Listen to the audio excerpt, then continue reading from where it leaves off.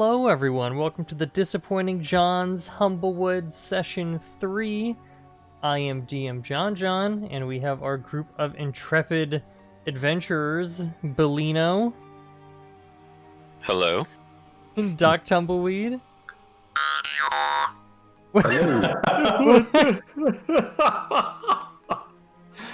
Jasper of Nottingham. Hi, I have 1 hit point, by the way. Or Jasper the Squirrelock, and Morg. Was it He's a man of few words. All right, who wants to do the recap? Does anyone remember everything that happened? In town, we needed some kind of was it a paper or something to speak with the bird council? And yeah, like a writ of introduction. Oh, you have it? And he was like, "Yeah, I'll give this to you, but in exchange, can you go? There's these 2 tasks. You can do either or. You can hunt the witch, or find this missing crow lady." And we were like, "We'll do both." So we came to a cavern. We'll figure we'll get the witch afterward. And I got royally dicked by a bunch of slimes. But we fought our way through. And here we are in the cave, having found said crow lady. All right, thank you, Morg. We are down Munin temporarily, but he will be here soon. So to add some color to that, you guys navigated. Yeah, you navigated the Mokk Fields, like the swamp. Aside from this endeavor, you also decided while you were out here you wanted to investigate the claim that there was a witch out in the Mokk Fields in the swamp. But not only did you clear all of the slimes that you ran into, navigated the caverns, when you killed the gigantic slime, you found inside of it a little wooden trinket, a nest charm that one of you has on you. Who has the nest charm? Was that a thing I picked up? Nest charm, here it is. Yeah. Oh, it does a thing. It does a thing. Yeah, anyone who's watching can see that the thing is in the chat, but yeah, so the nest charm, when you use it, allows you to essentially sprout like a nest, like on a platform that shoots up into the air. Nice. Little perch. Okay.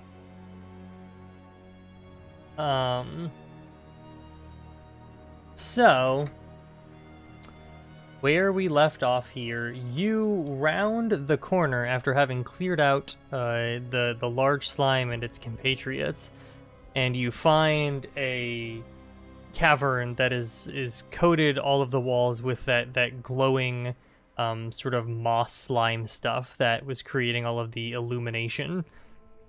In the corner of the room, you see a young Corvum in essentially just like a gel capsule, a slime pod. Clearly, the larger slime like consumed and left her here for later use.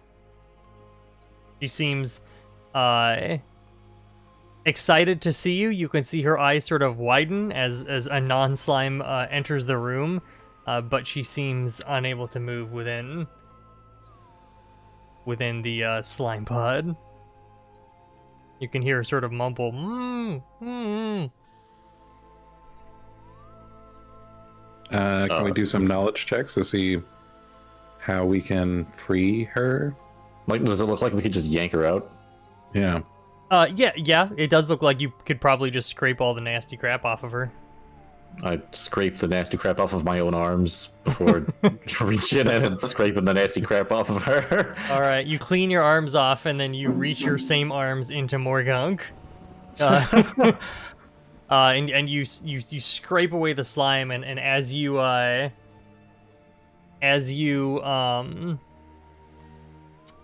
pull it sort of away from her beak, she just oh, I'm so glad you're here. Oh, this research did not go as planned. Who are you? We were sent here by the townsfolk to come find you. Oh, excellent. Well, as you probably know, I'm Kenna. Just here to do some slime research. Things got a little complicated, but it's fantastic that you've shown up. Based on all of the muffled sounds I heard, I'm guessing you also dispatched the slimes that left me in my current condition. Is that accurate? I think we got most of them. I would certainly hope so. Did you come here alone? Oh yes.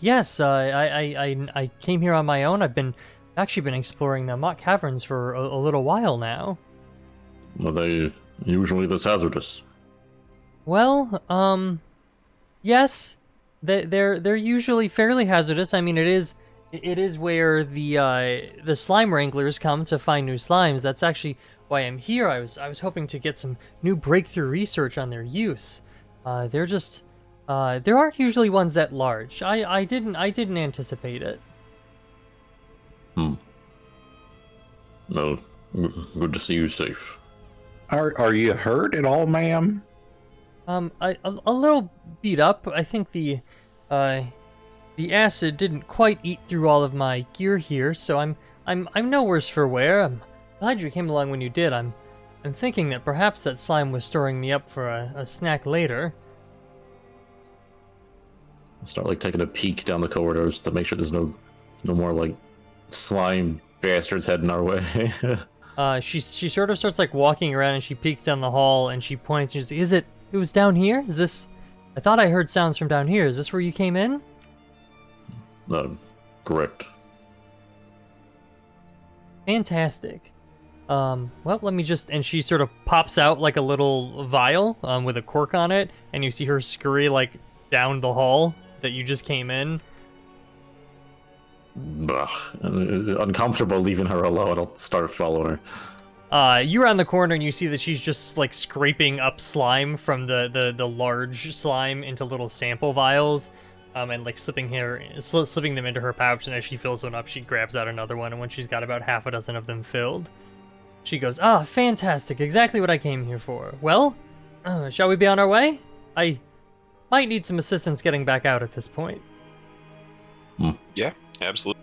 Have you ever seen a slime like that change colors before? Oh, well, I've read about them. Some of the slime wranglers here mentioned that, when I spoke to them that there was such a thing down here. It was much larger than I expected. That's actually why I was down here. Its ability to instantly create a defense for itself based on the kind of energy it consumes. It's miraculous. You could do all sorts with that. Yes, you absolutely could. You Now, should did you also probably get yourself a research assistant. Yes, big one. The avium doesn't really give research assistance to researchers of my level. I might as well be one myself. Hence why I need a big breakthrough.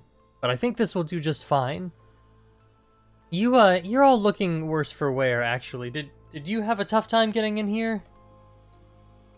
Jasper shouts from the other room, "Yes!" I cough some slime out of my lungs.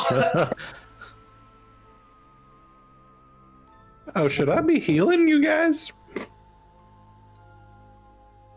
Doc!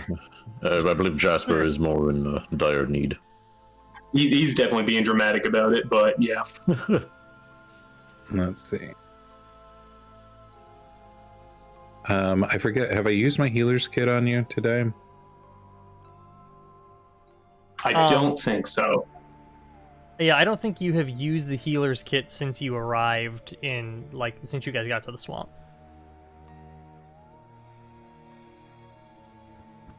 Usability. And I just realized you said usability, like use space ability, and not like usability. Like you're just very happy about how usable it is. Oh, nice. Oh yeah. Boom indeed. Wow, I feel great now. Wow, what did you do? I I just put some liquor in you. All right. What is that? Can I get some more of that? Oh my god. Morphine. Were you also hurt? Let's see. Morg? Only mildly. Not to worry. I'll be all right. You should save it for the others. Are you sure? I got like several uses. I could definitely use some more of that one. Well, no, I can only do that once per long rest. See, a long rest is when you can rest for a long time, and I can only do that once and on you, and then do it for That everybody makes else. total sense, Doc. That's what I said. Well, all right, I suppose. And I show him some of the burn wounds on my arm. Usability. Boom. Nice. Your assistance is appreciated. I say we should probably get the hell out of here before more slimes show up. Did we finish exploring this whole thing? Could we search the room and see if there was anything you left can search behind? the room. I don't. You guys didn't specifically. You guys didn't actually end in this room. You ended down the hall. Oh yeah, we were over here. Yeah, and I just teleported you here. Gotcha. You could take a look and see if there's perhaps something in the cave that caused that giant slime. Yeah, I'd go ahead and at least search the room for anything that looks like it stands out. Okay. Yeah. Go ahead and do a check. Do an investigate. You want to investigate? How about if I do a perception? Are you gonna perceive things? That's I'm fine. gonna try You to can- perceive. Yeah, I think you do perception. I guess. I get +1 on that one. Boop. So you search around the room. I don't know why I had you made the roll. I'm sorry. You search around the room, but there's not really here aside from a lot of slime, glowing mold, and like the remnants of the remnants of like previous meals that the slimes have probably brought back here and then consumed, like some bones, and like half like melted away like Bone random meal. items in the sludge, but yeah. So nothing there's magical. Is that what you're telling me? Nothing magical. No. It looks like the only thing that was magical that was here was probably that nest charm, which is why it managed to not get broken down and dumped out of the slime. Right. Okay. Just checking. Just double checking.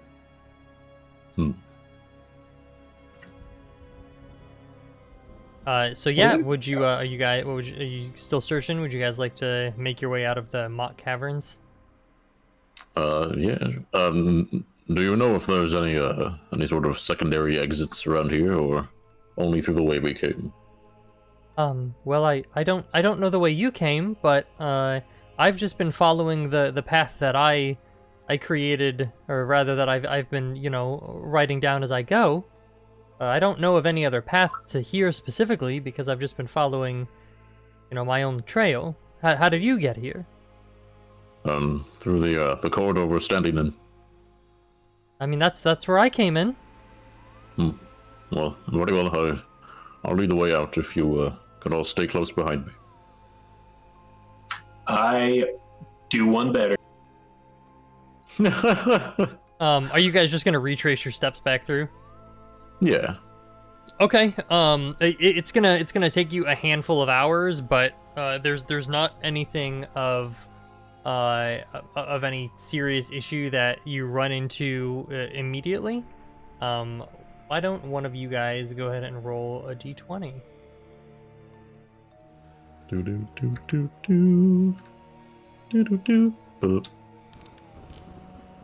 Hey.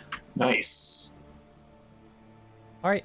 So, oh hey, you guys want to look at a Wow. map that you're not on and can't see? I'm blind. The roll was a trap. There are. There you go. So you guys actually have no issues just following in the footsteps that you you took to get here. So you come out exactly where you left things. Who am I not missing? Why do I feel like I don't have enough players here? All I see is darkness and blood. You guys can't So see? both mine and Morg's token are on the same spot. I can see each other's tokens, and I that's can why. see blood. I can see nothing but blackness and blood. What? You guys can't see the screen? I'll refresh just in case. It took a really long time for it to load for me, but yes, I can see. Okay, maybe that's all it was. Refreshing. I can see now. Yeah, that was weird. Okay, yeah, there's the map. Okay. I was So just in a dark void. you're you find yourself back at the cave entrance where you entered. The sort of the splattered like slime still caking the ground outside where you left them. I like kick it a little bit. Frustrated with oozes. So from here, you guys, you can essentially, you can head to the Swamp Witch, which you guys were talking about potentially doing. Kenna sort of looks around and she says, "So would you mind accompanying me back to Winnowing Reach? Yes, I suppose I could make it on my own. I did make it here, so it's not a terrible inconvenience if you can't. I do appreciate you rescuing me." We would like to guarantee your safety, but we do have a detour to take as well. I kind of turn to the party and say, do you all think we should take care of the witch problem first, or should we escort our friend back to town? How comfortable do you feel about walking home? I feel relatively fine. I mean, I did walk out here on my own. I have my notes. I can get back. I mean, I think that's okay because I'm a feminist and I believe women are strong, and I think you can make it there on your own. You know what? You're right, Doc. Thanks. I do what I can. And do you have any sort of weapon in case things go south? I have the only weapon one needs: knowledge. That won't fly with me. I mean, I also have the stagger, but it's I prefer not to use it. I don't really like to harm things, you know? If only those slimes felt the same way about you. Well, they're not smart the way we are. It's not their fault. Well, I suppose I'll head back to Winnowing Reach. I appreciate it. Thank you again for your help. Why don't you swing by when you're there sometime? I like to hang out at the book bindery, but you're always welcome to come by and say hello at my home. Well, Thank it you was all. very nice to meet you. You as well. Bye. Goodbye. Tell Safe, Damien we say hello. Be safe. All right. So, going back to our map here. So you guys are in the Mokk Fields Caverns, right over here. Right over here. All that you know about the location of the witch is that she was supposed to be in the east area. So we're gonna do a skill challenge to get you over there. You guys are gonna have to try and figure out where the witch is at. You don't have a lot of information, unfortunately, aside from the fact that it's she's in the east of Mokk Fields, but that covers a rather large area. So for a refresher for anyone who doesn't remember what a skill challenge is, you'll be able to use any of your skills, make the check against the DC that I set for it. You have to accrue a certain number of successes before failures, which in this case is going to be, well, there's 4 of you, 4 successes before 3 failures. and that will get you to where you're going. And you can't use the same skill more than once. So each person will have to each character will have to make a roll, and then we'll cycle back through. So, you're searching for a witch in the east of Mokk Fields, and at the same time, you're trying to make your way through the treacherous terrain that's filled with snakes and slimes and all sorts of weird and morbid creatures, as well as just foul smells and bubbling mucks. How would you like to try and locate the witch? I call survival. Probably a safe one.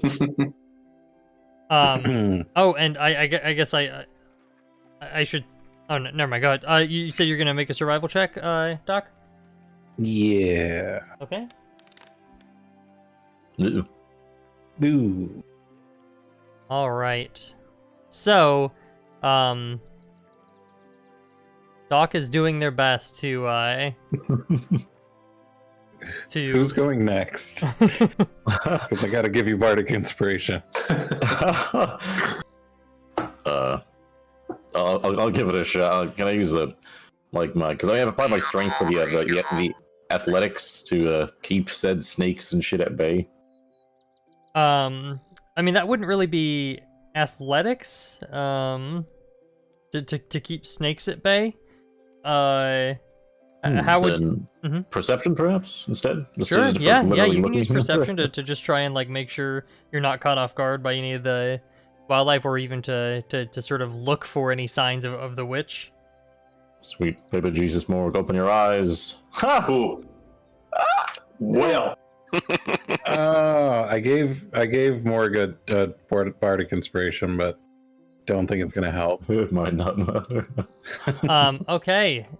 Well, so during your actually, you know what? Let's just keep going. So who's up next? I'll give a narrative description after it. I'll try and sneak past the wild creatures. Okay.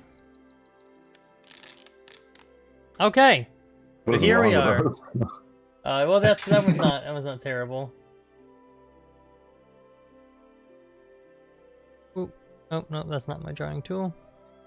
Whoop whoop. All right, it looks like a little smiley face. And who's next? I'm gonna see if I can use investigation to dig around potential campsites or maybe areas of interest to see if I can find any clues in this eastern area. Oh, all right, I like it. Go ahead.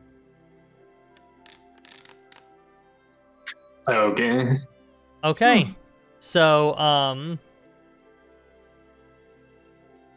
you Jasper has had the very good idea of investigating, potential campsites. So Doc takes the lead, and saying, well, he knows well enough how to identify all of the dangerous things here in the wood and keep you all safe in the swamp. But is unfortunately not paying very much attention and walks you all into just a small muck pond that goes up to your knees in just this atrocious smelling water. And at the same time, Morg is doing his very best to keep an eye out for anything that might come up on you and surprise you, but is not having the greatest luck, is it? Because just the stuff you're having to wade through is so off-putting. It's bringing water to everyone's eyes and just filling your nasal cavities up with just this nasty ichor type smell. Can I burn my inspiration to just redo that roll? You can't now. Not now that you've failed and you were already on someone else's. So as you're wading through everything, Bellino decides to sort of push ahead to sort of stealthily poke around, because he feels that Morg is probably not doing a great job keeping an eye out, and he wants to just get out of the muck. And sort of as you all clear it, Bellino turns around and gets this look on his face as these three like moss-covered bird folk skeletons like rise from the murky water, and that means Ruh-roh. it's time for a fight, everybody. Who's excited? Brittle bird bones. I look back in shame at my compatriots. We did our best. Oh my god, the default light on Dock is like ridiculously bright. I just dropped it on the map and it was like a sun. I feel like I had that issue previously. And who's carrying a torch here right now? I think did I burn one of mine? Yeah, I did because I have 9 now. So 10. Someone lent me a lantern. Yeah, are you still carrying that? That's right. Yeah, unless they ask for it back. Okay. You can keep it for a while. Just for a Okay. while. Sorry, I'm just fixing. And then I'll port you over here.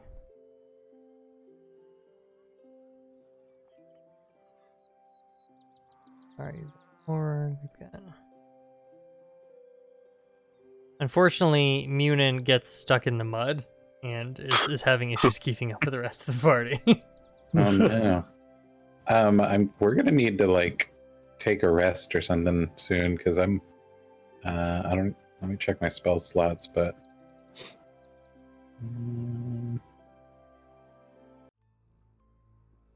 Yeah. I think I'm tapped out at the moment.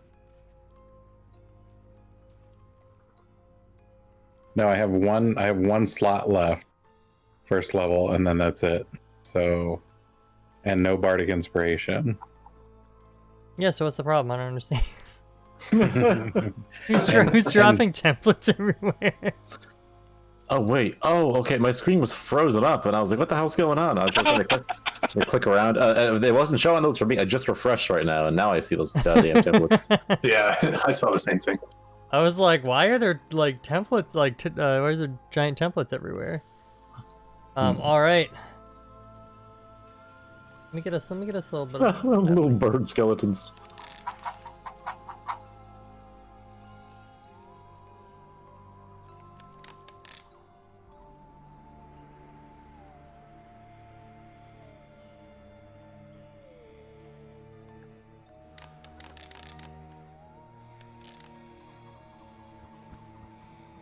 Right.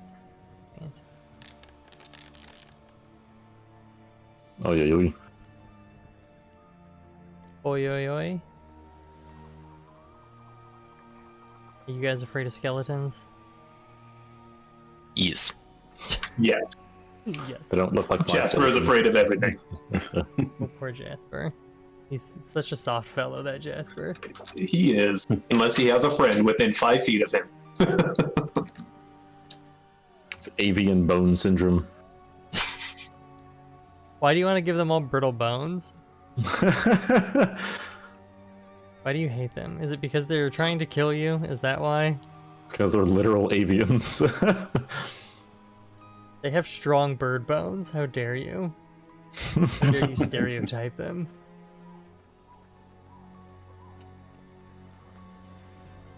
Okay, so I guess we are starting with the birdfolk skeleton then. Fantastic. So the birdfolk skeleton rises from the pool of just swamp water, all covered in moss, gripping just an ancient, like, haphazard-looking rusted sword. And he rushes up to the first person that it sees. Can I make the argument that I was stealthed? You know what? You can make that argument. Make a stealth check. Oh wait, no, you can't. You made a stealth check. It was terrible. No, it was not terrible. It was okay. Hold on.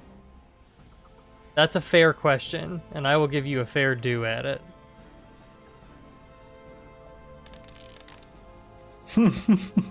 All right, fair enough. He does not see you.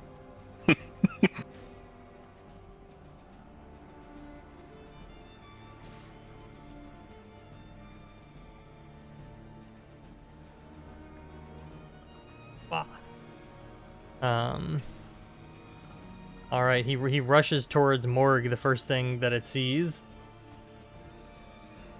Just flinging, like, just like flailing with a sword. It is Doc's turn. I'm gonna use Vicious Mockery on it. Okay. Hold on, targeting you.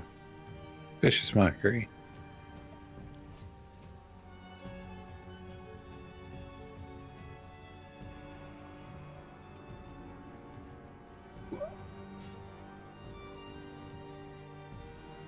Do you have to click the saving throw? Okay. Oh. That's He the will second accept his one. damage. Take that, and it gets disadvantage on its neck attacks roll. Yeah, I didn't see the damage take away from him. Oh. That's alright, I got it. I think. Which little guy am I supposed to click on? The little minus one? You're not supposed to click on any of them. It should do it on its own if you have them targeted. I haven't targeted. Yeah, I thought I'm it not did. sure. Maybe it was because I Um, didn't click the damage. Who knows? I don't know. And then I'm gonna nope, not do that. Gonna go right there, and then I'll end my turn. All right. Let's see if you were so lucky with this one.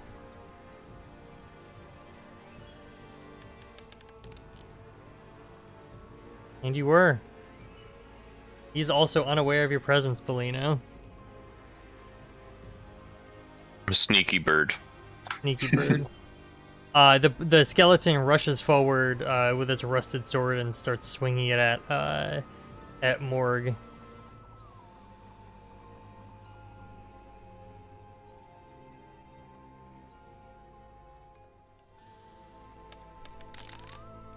Oh, that 19. It's not like roll on it and bounce back.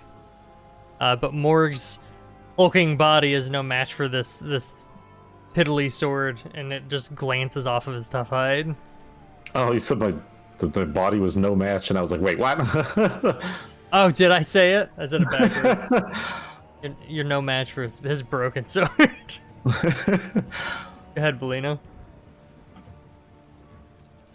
So the one to my bottom left is unaware of me.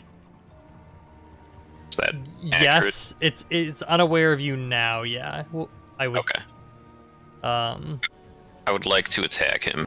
Okay. Is this just a normal roll? Yeah, just a normal roll.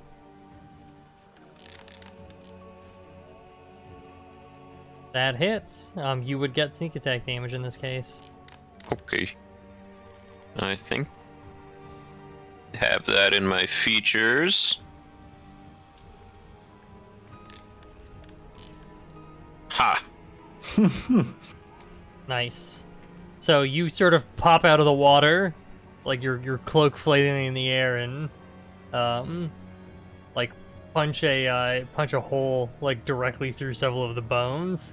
Luckily, they've been soaking in swamp water, just like getting weak over time. So there's not much resistance to the tip of your rapier. It looks like it's in pretty rough shape. It's just like rattling from side to side. It looks like its joints are barely held together. Yay! Oh yeah. How do you pull up the like turn tracker thing? Right-click the fist in the top right. Thank you, and I will end my turn. All right, Morg.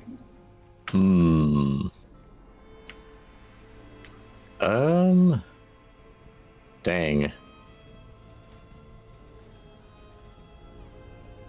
Let's see. I see a Actually, hang on, if that's like that. I kind of see an opportunity to try and take out one of them before we have 3 swarming on us. This one's exactly as far enough away as I need. It'll trigger an opportunity attack from this one, but I'm confident in my armor, I think. So I'm just gonna barrel towards this one here. All right, we'll do the attack opportunity.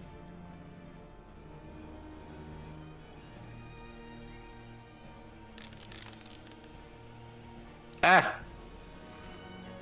So much- Swipe it.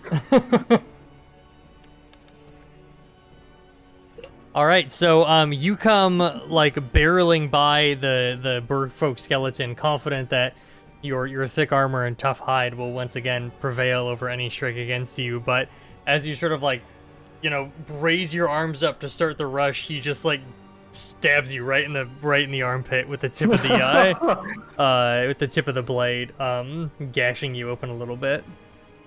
But from there, you tear forward directly into the bird folk skeleton ahead of you. Now I'm just pissed off. It's like, bah! I barrel into the bird folk with might of the Oril.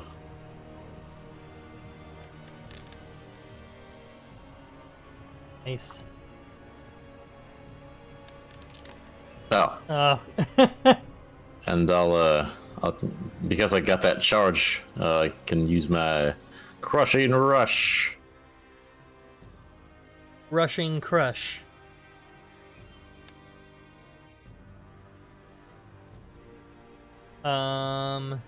Just did an extra. Oh, I didn't actually deal it, but yeah, extra 4 damage to him. Didn't, and that's bludgeoning, right? Yeah. Can you update that to be bludgeoning damage? And also, Oh, sure. how do you slay your foe? I barreled towards him like a boulder rolling down a mountain, and similar to like a bowling ball, like scattering pins, I just explode into his body, raining little bird bones everywhere. Like Donkey Kong's side B in Super Smash Bros. There we go. Sorry. Yeah. So as you like run in and start pummeling this bird and just knocking it into pieces, it seems pretty clear that like you're having no issue just snapping these bones with blunt force. In fact, you could almost say they were vulnerable to that kind of force. Are you done? Hang on a second here. Just, yeah, I guess that's it. Let me just hit the button here. All right. Well, he's dead. Nice.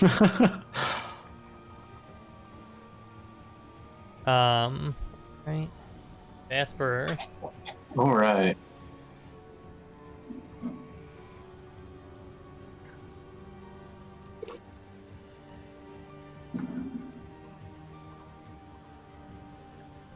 I'm gonna hit him with a Squirrelich Blast. Suppress. Okay, I heard Squirrelich Blast. I'll hit. I think. Wait, do you have anything targeted? Yeah. I mean, it says I have the zombie targeted. Okay. I see the green, yeah. Yeah, okay. I don't know why it didn't say, I don't have a pop-up saying it hit or not. Go ahead and roll your damage. There's not even like flavor text on it. What the hell? That's weird. Ooh. All right. All right. Then I'm going to move in, and as a bonus action, I will give Bellino advantage on his next attack roll against the same guy.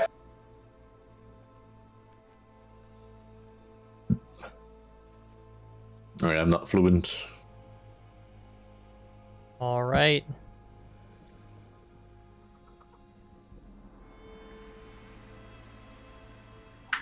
There we go.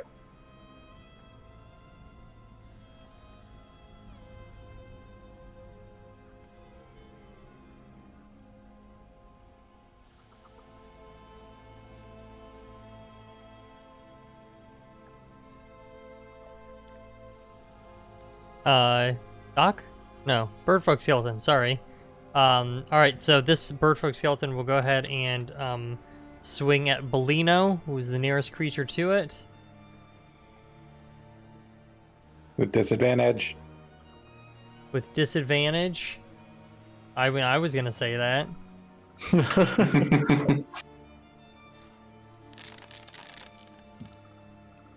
Good thing too. Yeah, that would hit him. All right. Well, the skeleton is still rattled from just the mean things that Doc Tumbleweed said to him, and his swing just like glides right past you. You easily sidestep it, even with the swamp pond water up to your knees.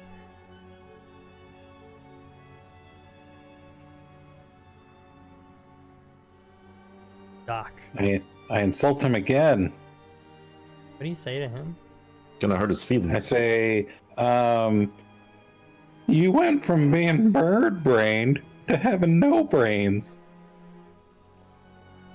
Is that racist to the bird folk? It's okay because I have It's something my dad always used to say, so I assume so. They get sorry. the saving throw.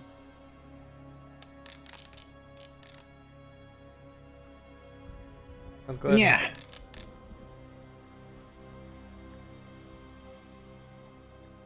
All right. That is. So, how do you slay your foe? I like to think that he completely understood what I just said and just kind of cried and just laid down.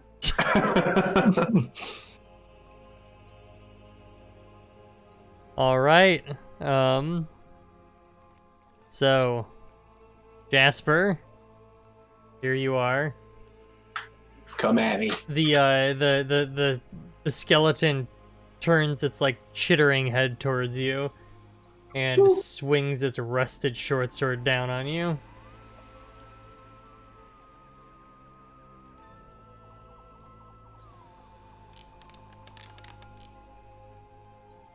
But you know how skeletons are with their sword play. You know, Apparently I do. It's terribly bare bones. Yeah, so he brings down the like sword overhead to try and split you in two, but you just take a step back and watch as the tip of it like splashes into the water a few inches in front of you.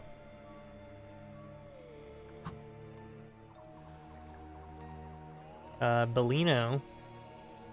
I will step up and poke him with my rapier.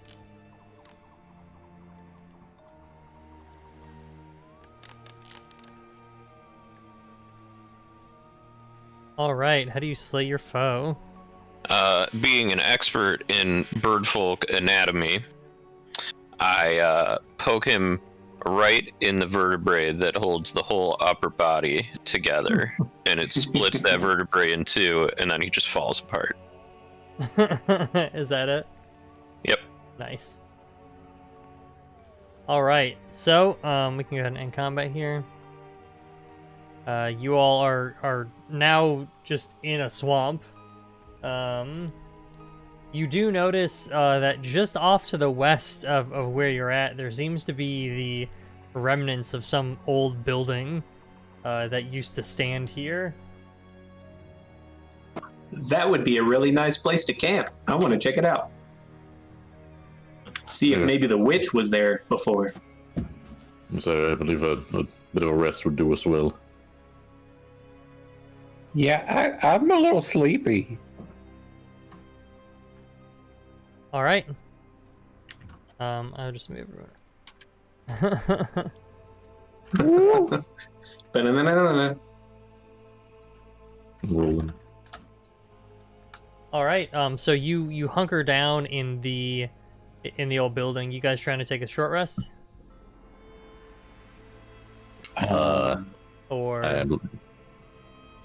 what you doing?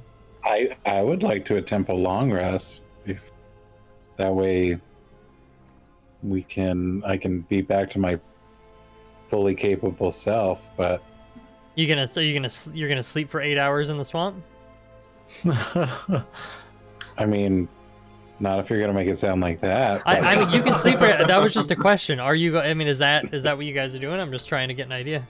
We're gonna sleep for 8 hours above the swamp. Okay, so I have one spell slot left, and two of you can't receive my healing from a healing kit. So I just feel like I'm at less than half capacity to help. It seemed like Bellino had an idea. Yes, I'm not sure who picked it up, but the magical item we found in the Mockton Caverns. Yes, the nest charm. Is there a roof in this building? There's not, no. Hey, well. Alright, I kind of hold the necklace and I say, everybody, we should gather around here. You sounded like you caught the building off guard, that it didn't have a roof. Like, does it have a roof? No. Well, building, who has no roof now? Are you gonna activate it? Actually, the diameter is pretty big. Perhaps we should use this outside.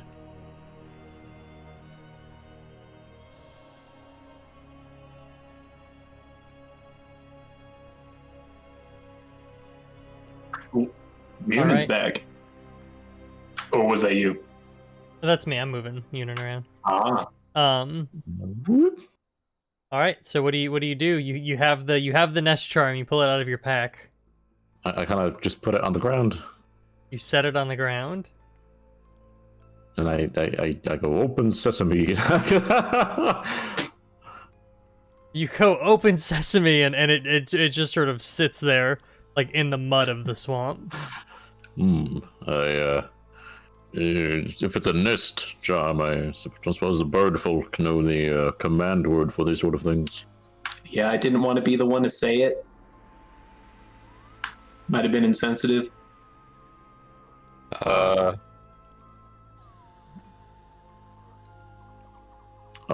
nest charm. Let's see. Man, this wizard is out of it today. Are you gonna ask Munin to make to look at it? If that's possible. Okay. Giving an Arcana check or something there. All right. So I mean, you ask Munin to look at it, and he grabs it in his scrawny little dwarven fingers. Oof. He looks at it for a little while, and he goes, "Poof! I have no need for such mundane baubles," and casts it down to the ground. That was my best Munin, everyone. I hope. That was good. Yeah, that was really good. That's pretty Despite good. having zero knowledge of magic, I just kind of scratch my monkey brain and I stare at this twig ball. I am going to tell you right now that unless you're trained in Arcana, I'm not going to let you succeed on any on this check here. Oh my god, shit. because I didn't anyway. Yeah, I have no idea how magic works. It just does. What about insight? New squirrel lock. You know a bit about magic, I presume. No, actually, not at all. Yeah. Are you not a warlock? It just kind of magic just kind of happens. I don't know. Can you make this magic kind of happen? I'll definitely try. For you, I'll try more. And I take the amulet, and I can't pass this check because I am not trained in Arcana. I have history. Why don't you make a perception check? Oof.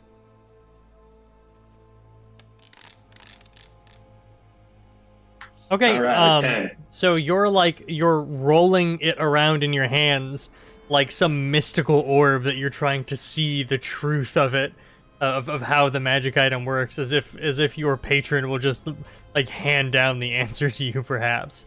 And as you do, you notice it like rolls up, and there seems to be something in very tiny like text scratched into the sides of one of the iron branches that makes up the bauble. and you sort of bring it closer to your eyes, and you realize that there's a single word written into the nest charm, and it says Haven in Birdfolk. I say Haven. Okay, and as you do, it suddenly starts unfolding in your hand, and you reflexively drop it because it just becomes instantly like 10 times heavier and 10 times. Yeah, I scream and I run away from it.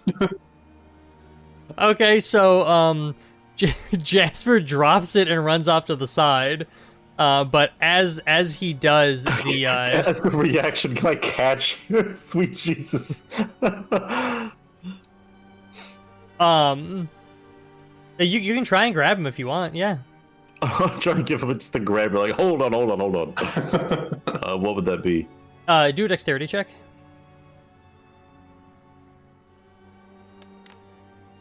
No, wait a minute, Jasper.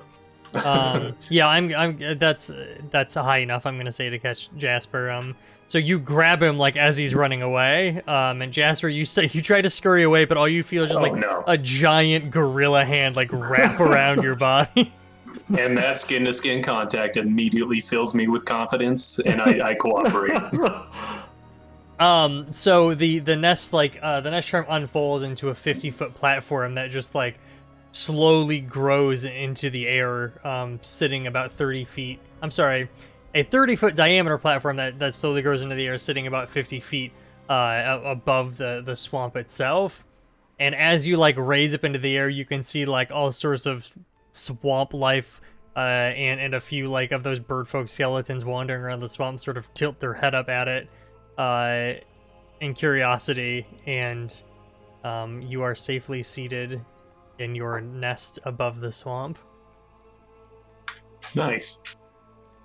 So this perch will last up to 8 hours, at which point it will retreat into the ground. Perfect amount of time for a nap, I'd say. Yes. Okay, go ahead and do a long rest then, and if you just double check your spell slots. For some reason, I've noticed they're not resetting as expected in Foundry, so make sure that you fill your slots back.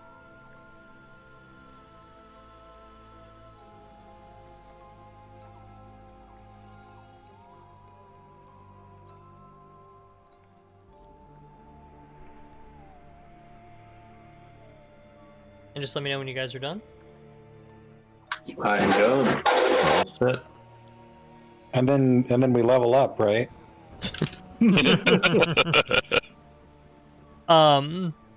So at about the 8-hour mark, just as you're like starting to stir from your sleep, you begin like gathering your belongings, and as you do, like the platform slowly shrinks back down into the ground, gently setting you on the damp, swampy floor before it curls back up into the charm it once was. I'll put that charm necklace back on, and quite handy.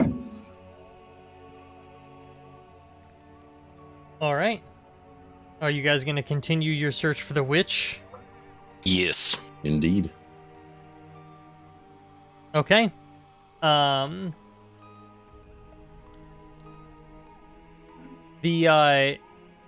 You guys continue heading east from your current location, doing your best to avoid, the dangers of the swamp that you've already run into thus far.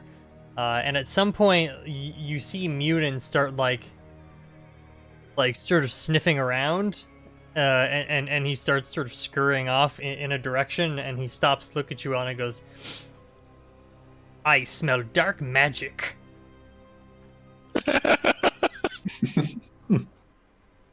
It's quite the nose you have, Munin. I believe we found exactly what we were looking for. Just a little bit farther, and perhaps some tomes of ancient knowledge await there. Forbidden power. Nice. Tomes of forbidden power. So you guys just all gonna follow Munin? Yeah. Yep. Hell yeah. All right. So you follow him eastward through the swamp and the trees, and the trees start to break away a little bit, and sort of after walking through the swamp for hours, at this point between the Mockton Cavern and taking the rest, you at last find yourself at like a small hut on a thin patch of dry land. There's like a few gnarled trees, more moss than there are leaves, that like flank around the rustic-looking hut. From the porch roof, you can see hangs about a dozen bundles containing flowers, herbs, and some desiccated lizards, and smoke gently rises from the cobblestone chimney that tops the hut. And you can smell like a strange but delicious odor. As you approach, you can hear like the bubbling of the swamp that surrounds the building, but it almost seems as if it has a tempo to it.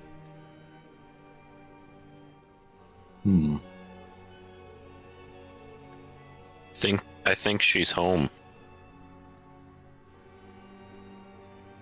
Yeah, Let I me don't think move so. you guys here real quick.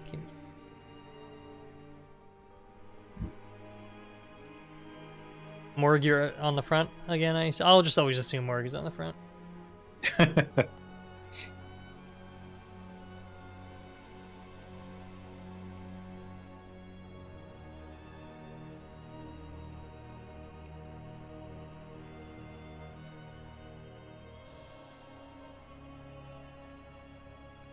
All right, you guys able to see this?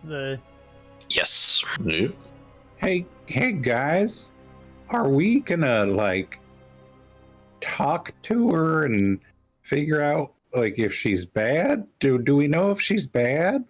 It was rumored that she's bad. I think maybe I could take a look around, and if there's like, if she's like keeping kids in cages inside. Oh yeah, that's bad. I'll let you know. I suppose we should go see if she's home. Can I sneak up there? Is that a question for me or for your group? I'm down to sneak with you. Give it a Yes, shot. I want to go look in her windows. To clarify, are all of you sneaking, or some of you, or just Valino? I'm not that sneaky. I'm definitely not sneaky. I'm a sneaky boy. Let's do it, Jasper. So just some of us then. Okay, the I'll crow leave and it the to squirrel. Go ahead and do your rolls. Ooh. Nice. Ooh. Nice, guys. Hell yeah. Okay, so go ahead and move yourselves around the map there. I follow Bellino's lead. Don't forget the signal. What was it like? Who or something? Is this a window or a door I'm approaching? It is a window. All right, so you peer into the window, and through it you can see a short, robed head shuffling quickly about in a kitchen, adding ingredients to a cauldron in the shape of a giant snail shell. Next to her, there's also a rather large beetle skittering around, hopping at the hedge's heels. The hedge leans over and pats the beetle on the head, and it chitters away in reaction.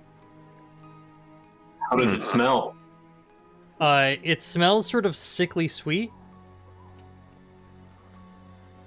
Hmm.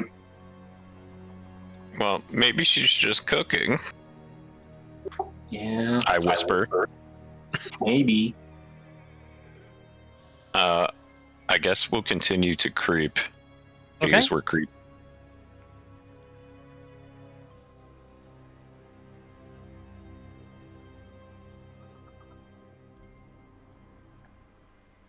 I still see this beetle. It's gross.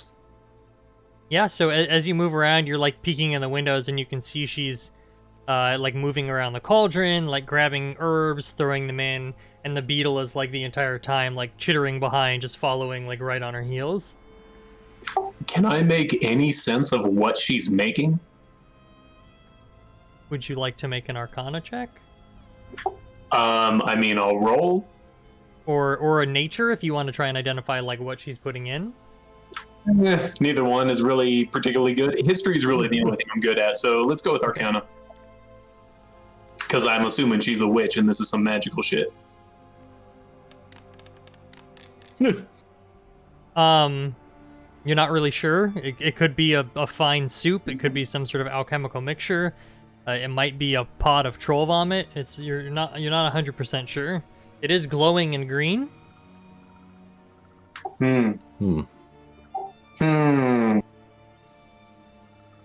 I begin to get uncomfortable leaving them out of sight for too long, and I'll give the house like kind of a wide berth away from it, but I'll start creeping closer.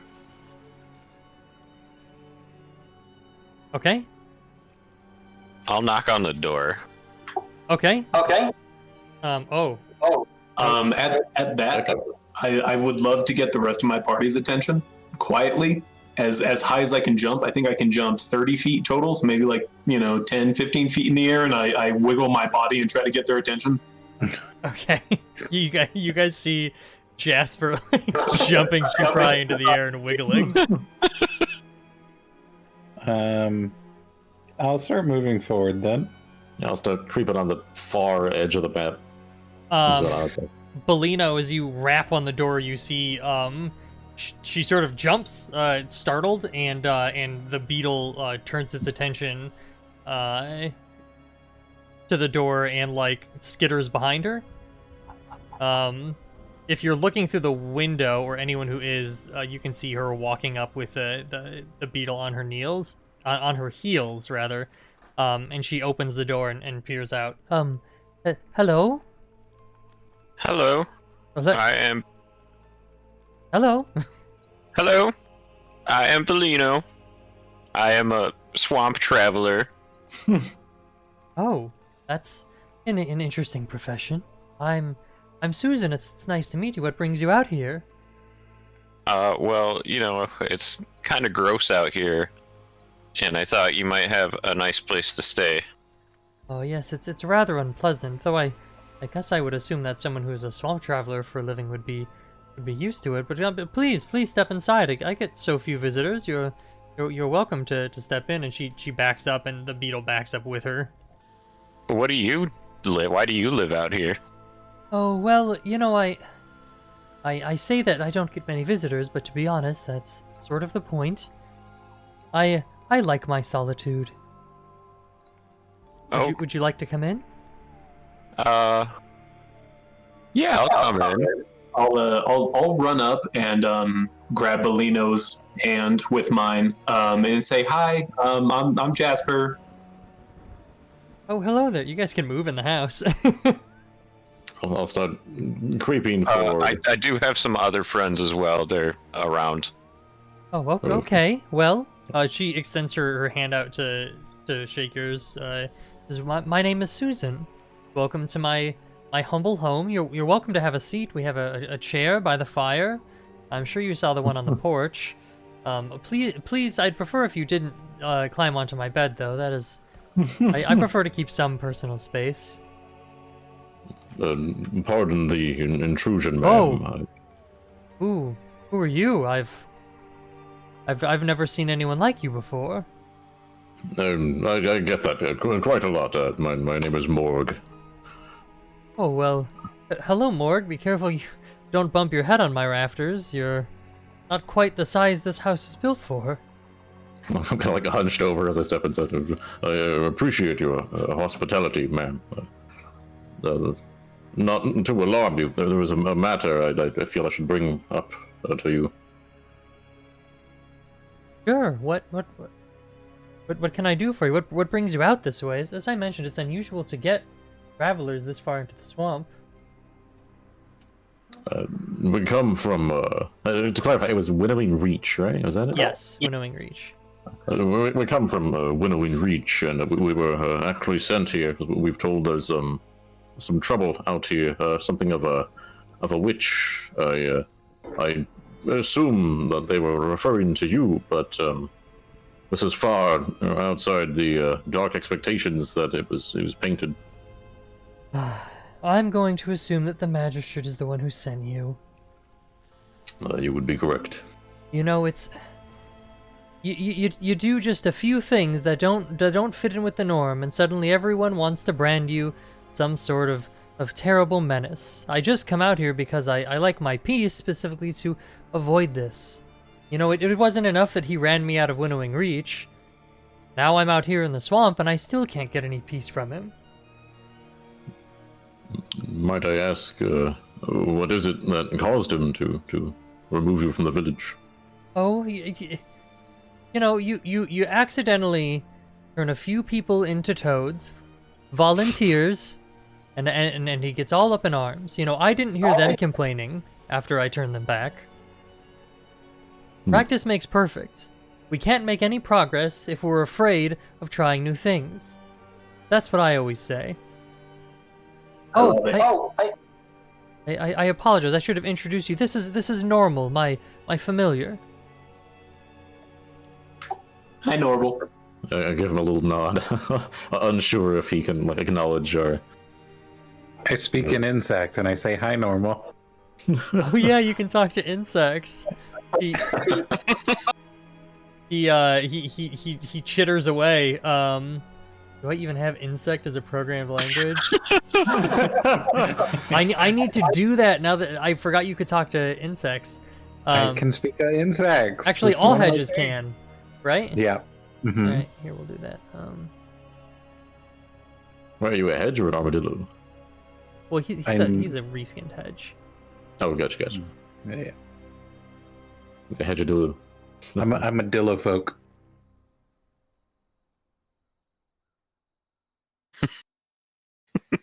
Oh, little buddy. Oh, I can't. Can I speak it? Yeah. What? Oh, you mean like into chat? You want to type it into chat? Is that what you're saying? Yeah. Yeah. So on the right in your chat panel, there's a language drop down. Just select hedge. Oh, okay. You just did in hedge. Mm-hmm. I'm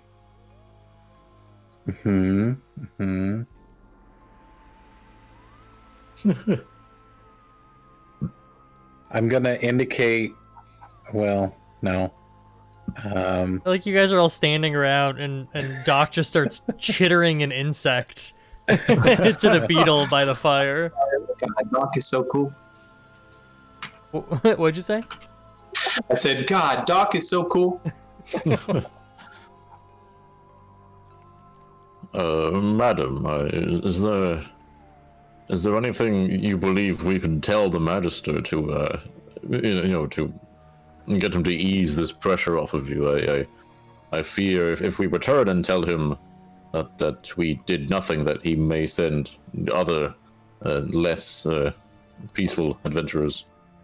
Well, I'm not really sure. I suppose you could go tell him you dealt with me. What did he ask you to do? Run me out of the swamp? To return with, I believe, a necklace that you have.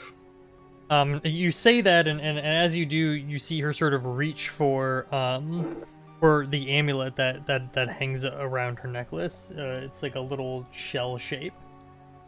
Oh, well,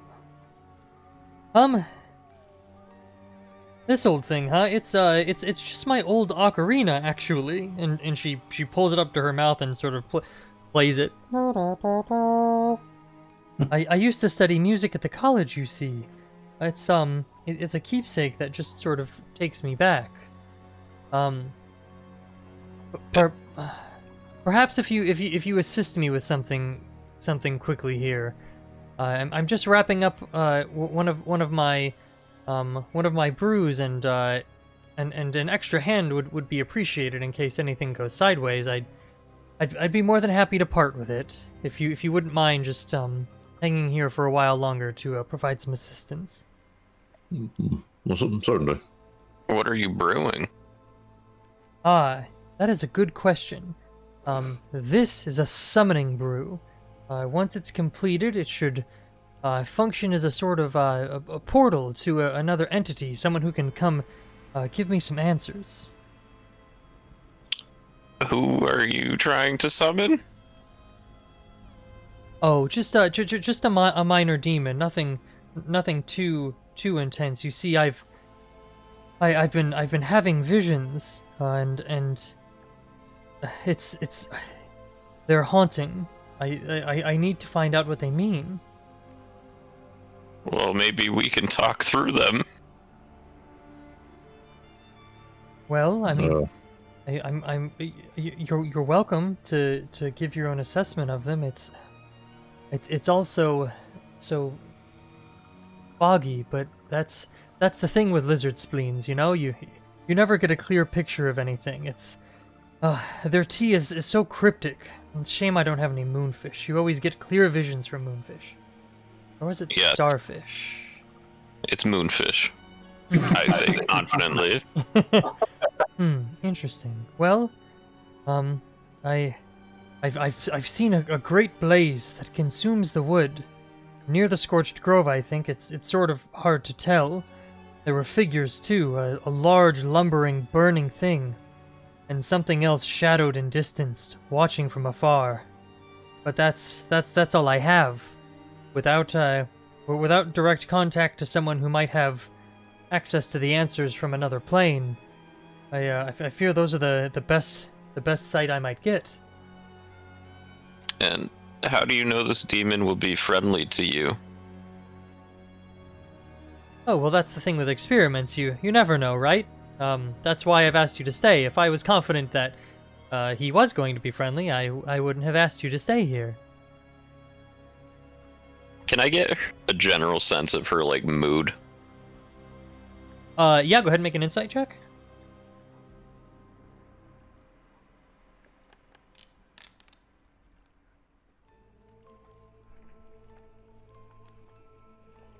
Okay. At just a cursory read, she seems like a little on edge with excitement. Huh.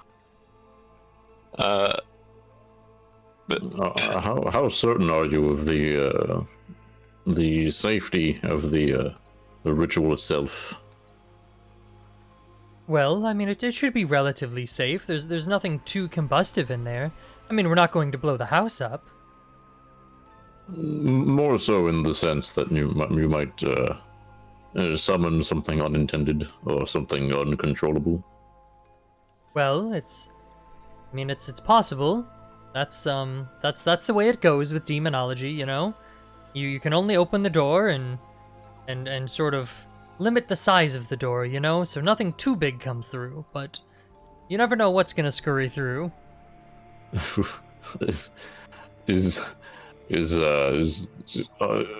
summoning a demon really the only solution you feel would be appropriate?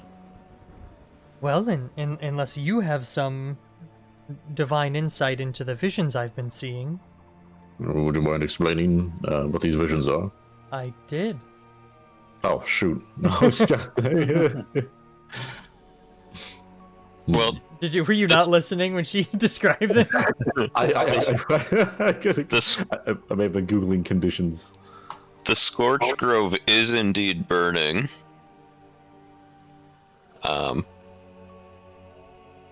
So that's probably not good. Well, I mean, I suppose that... How are you so sure a demon is burning the scorched grove? I didn't say a demon was burning the scorched grove. Why do you think a demon might know? Demons come from another plane of existence. They function as a sort of mirror to our world. And sometimes time doesn't go the same way. They may have seen things that have already happened.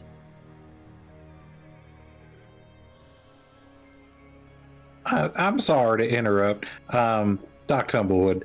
Hey, Jasper, you're like magical, right? Where do you get that from? Well, you know, so I wanted to weigh in here, but I wanted to see how everyone else felt. I, for one, think that meddling with dark, mysterious powers is totally okay, and I think that as long as we just go in there on our toes, it'll work out. And I think, you know, that's better together. And Munin pokes his head in the doors. Yes, dark, mysterious powers are fantastic.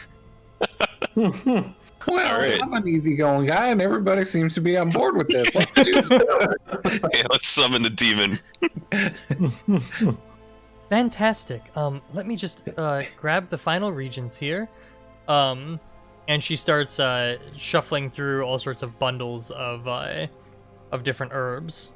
And she has like clay pots that she's lifting the lids on, and there's just dozens of them. Oh hey, is that our Munin? It is. Perfect.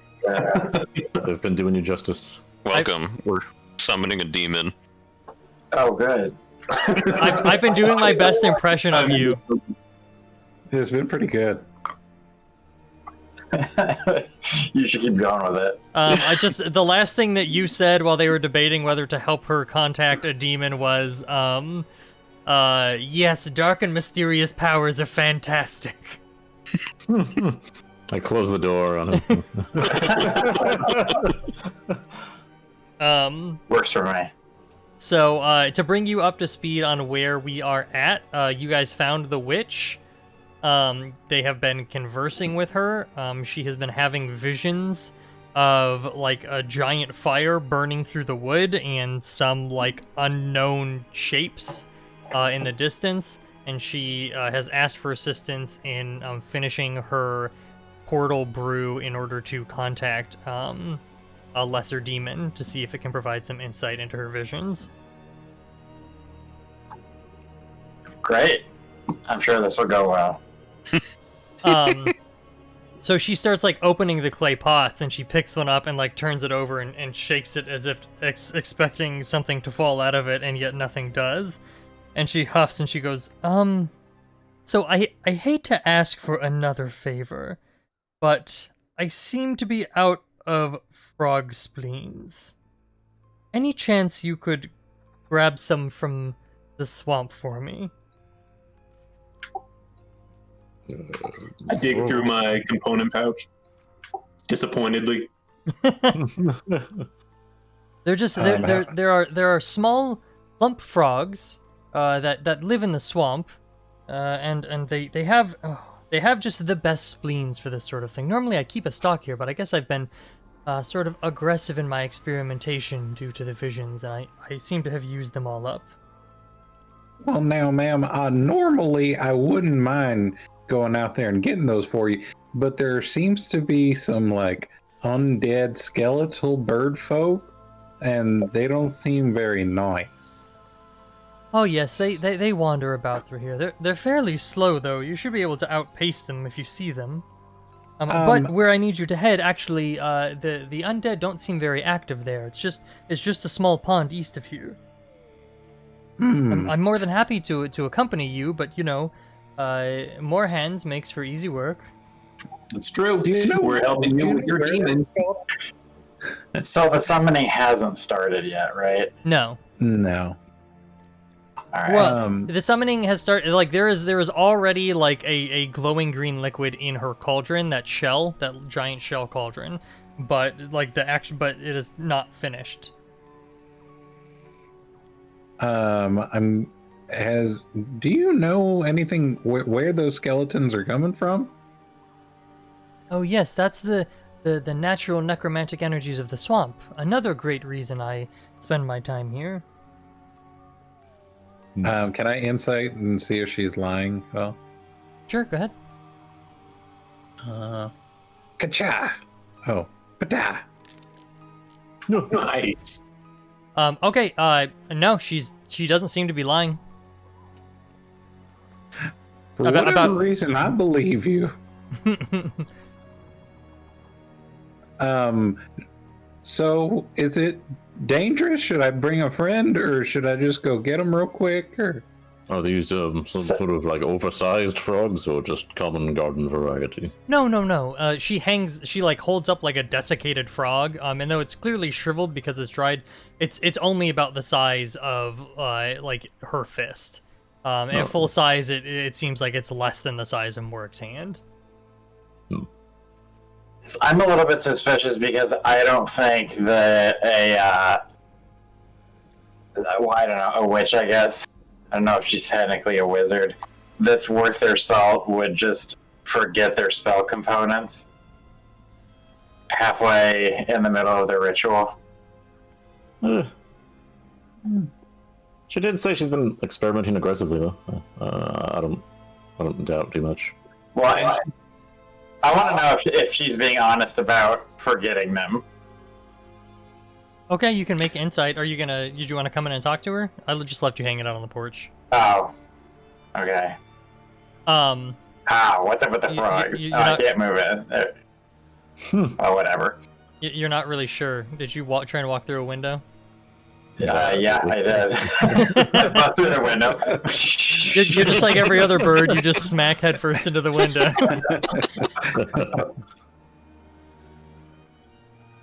Well, I guess I'm convinced by the frog, so I'll just stand there awkwardly. I mean, you're not sure. You can't really get a read on her. You know. I'm down for going. And then I'm gonna turn to the bug and I'm gonna be like, walk? You want to go for a walk? How long? Perhaps you have some tomes of forbidden power you can offer as payment for obtaining your components. I don't have any tomes of forbidden knowledge. I suppose I might have some books from my research around here. I'd be more than happy to provide you anything that looks interesting. How does that sound? It could be slightly unlawful knowledge as well. Once we've completed the ritual, you're more than welcome to look through what I have here. None of it is secret. Great. I'm uncomfortable with the way that came out. Come, gentlemen. We have frogs being secret. Before I go, I'd like to ask, where did the beetle? Where'd you get this guy? Oh well, he's a beetle I found wandering outside of my home when we were still in Winnowing Reach. He seemed particularly interested in the cauldron, at which point he fell into it, grew about 10 times his normal size, and he's been following me ever since. It seemed like a very normal thing for a beetle to do, just climbing into things it shouldn't be in, so I named him Normal. Oh, that's adorable. I want one. Okay, so he doesn't want to go for a walk. All right. Woodland creatures, rule out. Suppose we'll find these frogs. She like draws you up a little map on like a scrap of paper she has around. It looks like it's near-ish. It's probably nearly an hour like walk north of where you're at, just because of the terrain. But it's a pretty easy to follow map. You don't think you're gonna have any issues navigating there. Okay. All right. So, as you're heading out the door, she runs up and she goes, "Oh, actually, while you're out there, if you could, around the pond grow a few herbs. They're just swamp herbs, but they're bright blue. If you see any of them around the edge of the pond, just pluck a few of them and bring them back with you if you don't mind." Are you not coming with us? Oh well, I prefer to stay here and tend the cauldron. It's not great to leave a half-finished magical brew just sitting here. If it's absolutely necessary, I can. Don't even worry about it.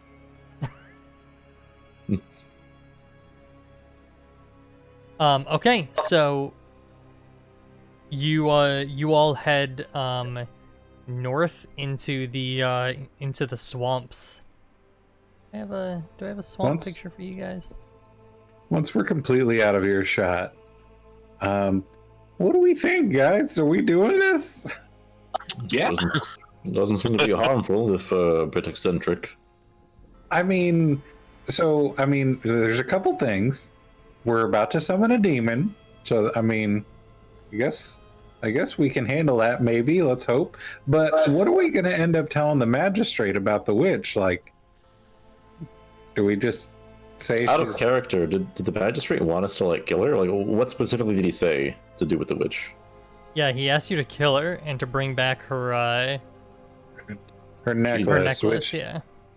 but she is willing to give us the necklace if we help her summon this demon. So there's a little bit of a workaround there, but... I mean, also curiosity. As a player and as a character. You curious folk, you. What was said to her when we showed up? Were we just like, hey, we're here to kill you? Any last words? Kind of, yeah. I think I avoid. I just told her that we were told to bring back the necklace. That's all. There is no way she's sending us off to do this after we showed up to offer. Like, we're not walking into a trap. Well, she's saying that she's plagued with like nightmares and visions of the Scorching Grove, a giant burning entity, which is sounding like the cause of the spread of the flames, and some shadowy creature pulling the strings in the shadows, like a dungeon master. That was it. It's the she's seeing me in the visions. You've cracked the code. I knew it. Yeah, and then 5 people bust into her house, and they're like, all right, your head's coming with us. Excuse me, I politely knocked. Yeah, they knocked on the door, and she answered it, and they came in and had a conversation. They introduced themselves. He even was like, hey, don't be like worried, but I have a few friends with me that are about to walk in. It was a very polite interaction. I know you weren't there for it. But it wasn't really as aggressive as... Yeah, I hopped right on her bed, and she was like, "Please don't do that." And I hopped right off and started to clear the mud. It's good. I've been talking to her earlier. Been having some nice dialogue. He's very fluent in language. Eloquently put. Wow. So, yeah, we didn't like walk in and say we're here to kill you. Okay. All right. I guess onward to frogs and herbs. Herbs it is. Okay.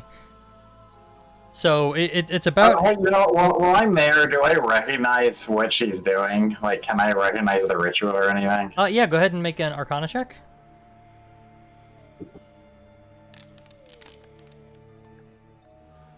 I mean, she's clearly doing some sort of magical brew. It does look like some sort of like portal, like some sort of transport, like concoction she's whipping up.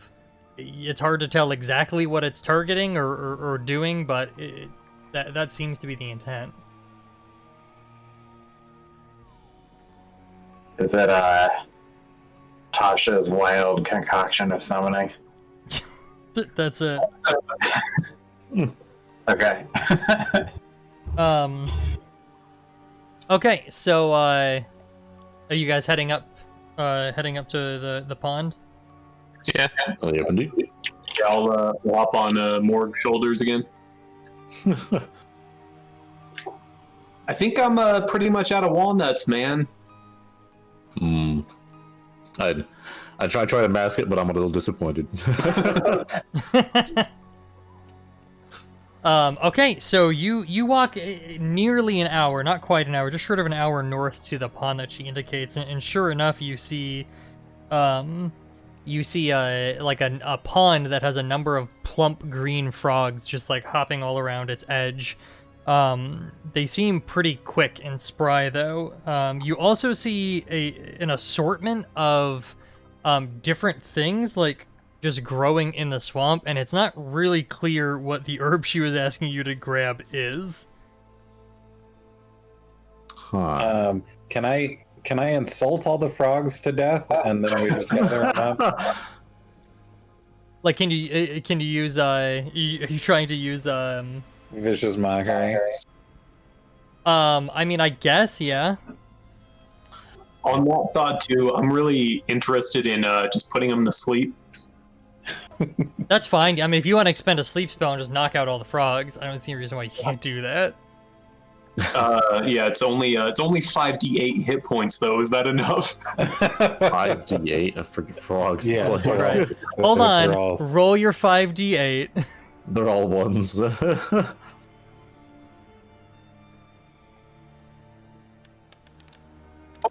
Okay, never mind. Let's try that again. Yeah, I don't know why it's set up as an attack. 20. Okay, so yeah, you like walk up and cast sleep over the pond, and you know, about 15 frogs all just like immediately fall asleep.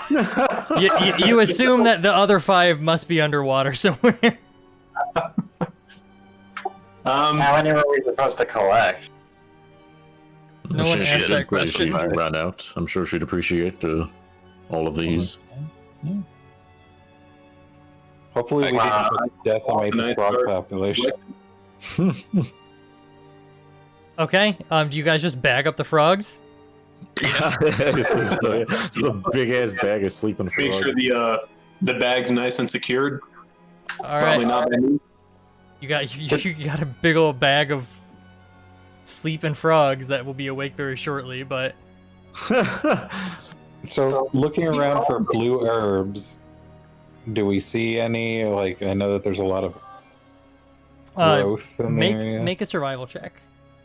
Okay. I would also accept knowledge of nature for anyone who's trying to identify.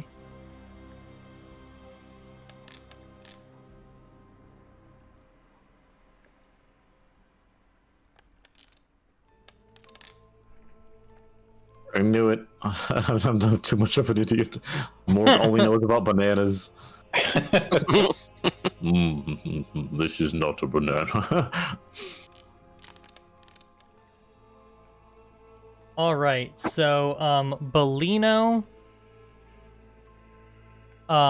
you start hunting around for something that's like bluish, and you see something sticking out of the ground, and you snatch it up, but it appears to be like a bright blue like down feather just covered in swamp muck. Nice. Morg, you similarly think that you spot something that is looking about the right the right color, and pluck it from the ground, but instead of finding like a the stem of some sort of plant, you break the tail off of a swamp lizard as it like scurries away from you and pops out of the mud, runs off. Instead of growing a new tail back, in place of the former tail grows a giant slavering monster. I wonder if the witch could put this to use. I'll pocket the little tail. Doc and Munin, you both are able to identify what looks like a bluish-looking like herb that has these leaves that are blue, but only if you stand at like a certain angle. They appear to like catch the light and shimmer blue, but if you even slightly move to the side and the light stops catching them, they just look like this dull gray color. And you start plucking them. Munin, you recognize this as Moonbrush, and it's nicknamed that because it used to be found. People would go hunting at night and use the moon reflection off of the leaves to find them more easily in the swamp. But you're able to gather like a relatively like large bundle of them and pack them up. Good. I don't like the way he says that. So ominous. All right. Okay. Yeah, you guys have everything you came here for. Okay. I just get so excited thinking about slightly a novel tone. Perhaps we should get moving before these frogs awaken. Yeah. I gotta. Who has the bag, by the way? Who does have the bag? I'll hold the bag. It's just like my pa said. There's nothing noisier than a bunch of frogs in a bag snoring. You've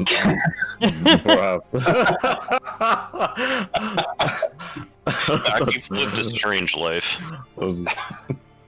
Your father was a wise man.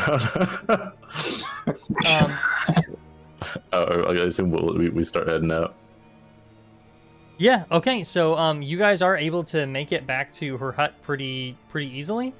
It wasn't like a particularly dangerous endeavor to go get these things.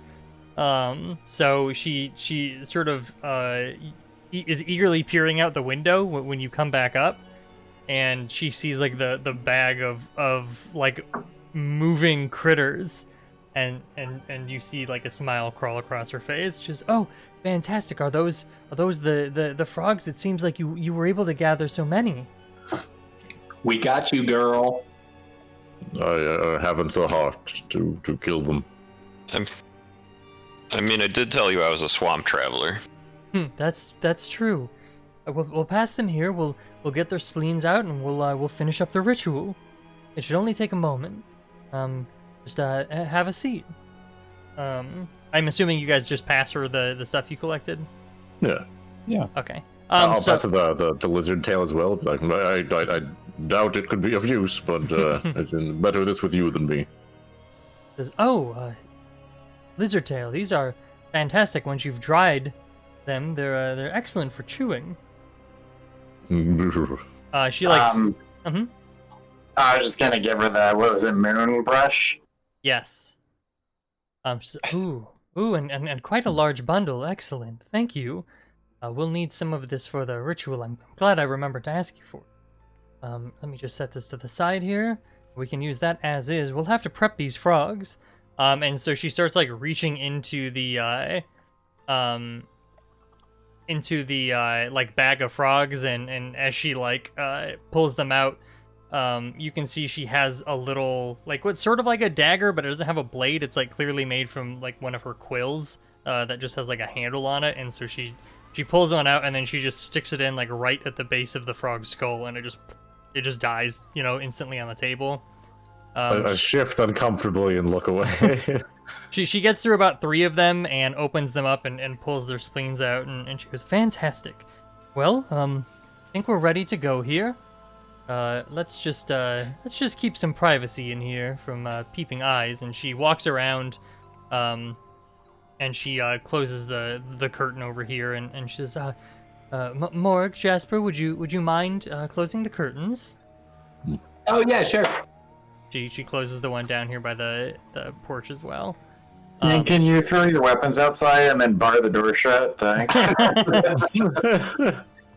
So she draws the curtains, and you do as well. And you better draw actual walls there. Don't tell me how to live my life. you draw those goddamn walls. You can still peek out them. Oh, fair enough. No, here. You know what? Here's your walls. There we go. Excellent. Yes. There you go. There we go.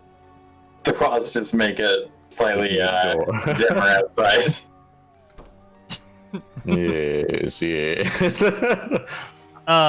Okay, and so the like sort of green eerie glow emanates from the large shell cauldron as she begins throwing the moon brush in, which burn as they're incorporated into the mixture. And she sort of cackles as Normal clicks its mandibles cheerily, and she goes, "Oh, great spirit, heed my call." She tosses in like the handful of frog spleens. "Rise and grant me the wisdom I seek." And the ritual ends with a flash and a whoosh of air that like whips all of the curtains open. Hold on, Meepo. Let me go undo all the curtains. Excellent. It would have been a lot cooler if you had a macro set up so that you could just click it and then everything just immediately flies open. Do I it guess. faster. Give us the sound effect. Oh no, it's supposed to be like How's that? It cuts out your mic. Yeah, I was about to say the threshold caught it. So. Oh, did it? Yeah. Good, Mike. Doing what you're supposed to do. So after just a moment, you see like a little pink, like hairy claw begin to like rise out of the green mixture. And despite it clearly climbing out of the liquid, it doesn't seem to cling to it at all. It's as if it's stepping through some sort of doorway, like the tension of the fluid is just some sort of threshold it's crossing. The little... I'm eagerly rubbing my talons together, looking far more excited than the witch. The little pink creature pops out and like looks around with these like beady black eyes and this big toothy smile, and it sort of just starts tapping its claws on the shell cauldron, and Susan looks a little bit confused at it, but she begins rattling off questions about the vision, and as she does, you can see him sort of looking around the room, sort of uninterested in everything that she's saying. Doc is a sort of smallish creature, yes? He's a small creature. I'm gonna kind of pick him up and just scoot him to where I am to switch places with him. And I'd like to ready an action that if this little demon guy looks like he's gonna jump out the window or something, I want to grab him. Okay. So you scoot Doc out of the way, and just as you're like stepping in front of him, the little creature just flings itself full force out of the cauldron directly at Doc's back. Did you want to make an attack roll to try and grapple him? Hell yeah. Let's see, grapple is my athletics against either his acrobatics or athletics. Well, that's happening. Belino, you need to assassinate the witch. She's caught unawares. Not so fast. Squeeze his little bean-like body. His little bean body. What'd you say? My assassinating days are over. They're never over. Oh, man, still not fast enough. Yeah, so he is about as quick as you could possibly expect him. In fact, you go to close your hands on him, and like he almost makes it entirely through your like huge hand, but you catch him just by his ankle, like as he's about to just claw into Doc's face. And now it is time for initiative. So I gave up my high ground in favor of holding Doc's hand. I was originally moving towards Morg, but when Morg switched, I was like, okay, cool, Doc, perfect. So yeah. I assume he begins combat grappled. Yeah, we're gonna do that. Excellent. Oh, Jesus Christ. I gotta go grab my wallet. I'll be right back. Okay. Doc, what happened there, Doc? I was startled.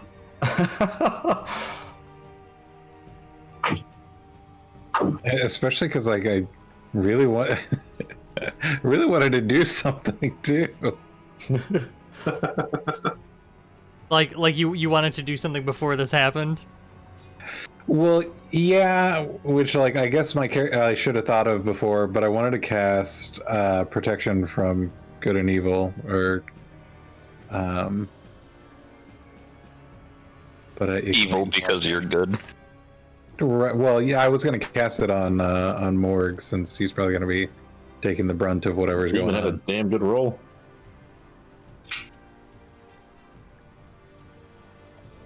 Okay, we'll wait for Immunity to come back here.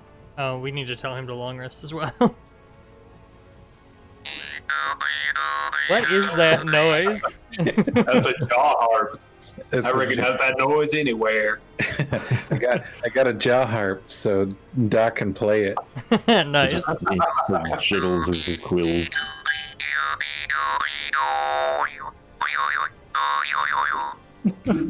Sounds like a cartoon sound effect. Whenever you jump, you gotta spring that thing.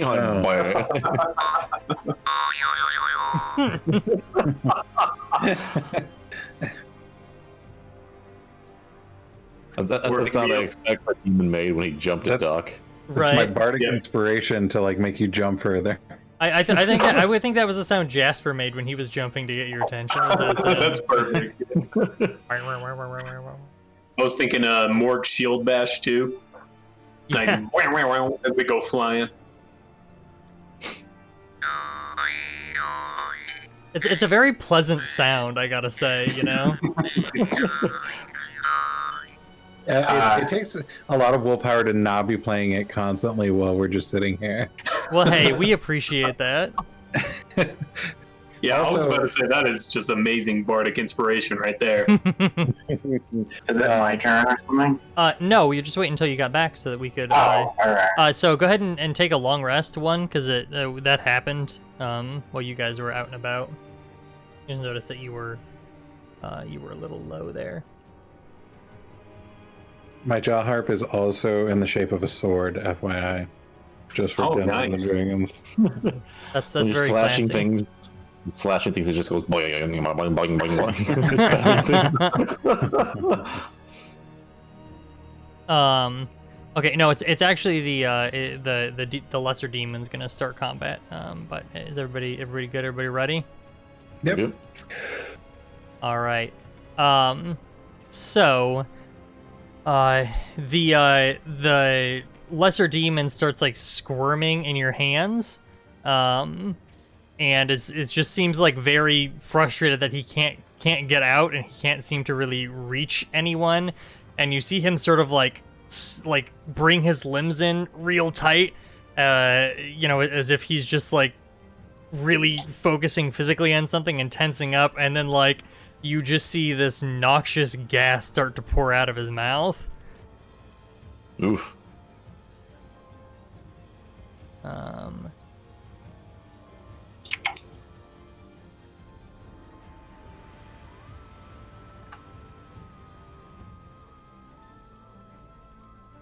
Nice. Okay, so what that means is anyone who starts their turn in the cloud, which right now is everyone, is going to need a DC 11 con save. But we will go ahead and go from there. So I think, let me begin combat. I guess that would help. I think we are good after that. So after that, it is going to be Bellino. Mino Bellino.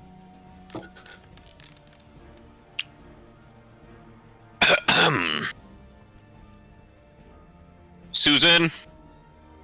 What the fuck? So you look to her, so she seems startled and taken aback, that it's like lashing out at everyone. So it's grappled, yeah? Yeah, Morg has it by the ankle. I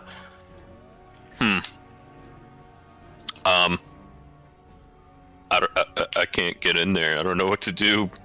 So I will move over there and pull Shoot the out. witch.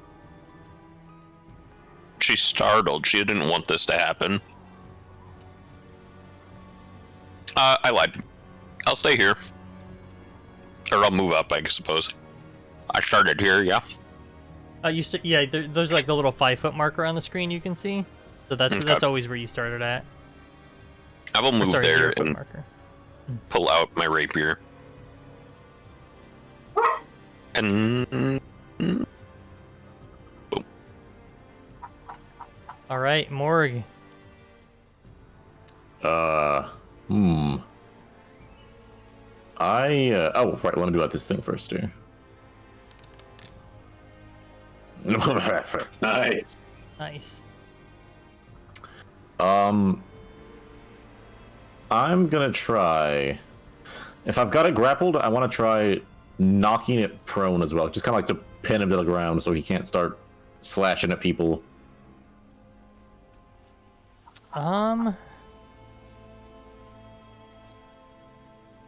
Okay, I mean, I don't think you can keep him from attacking anyone that's adjacent to him. But not in the sense that just that if he's prone, he'll have disadvantage. Oh yeah, you can do a push attack on him, knock him prone. Yeah, then I'll just tip his little body over. Yeah, just like, put him on the ground. I got what you're saying now.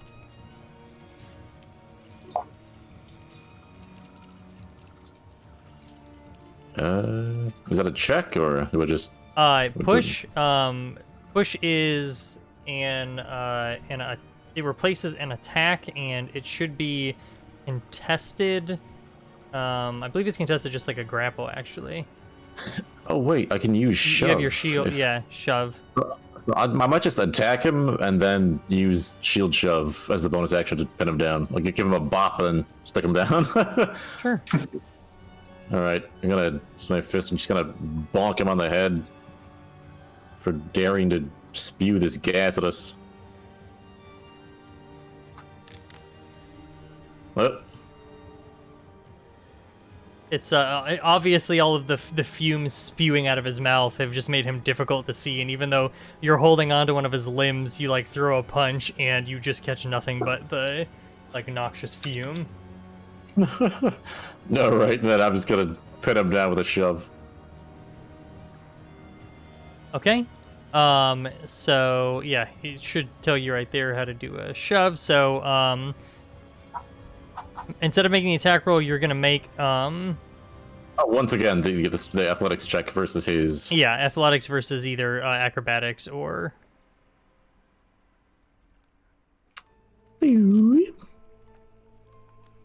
Yeah, he literally can't beat it. So, you sort of pin him to the ground. You hold him up against the up against the shell. So you stopped it right this minute.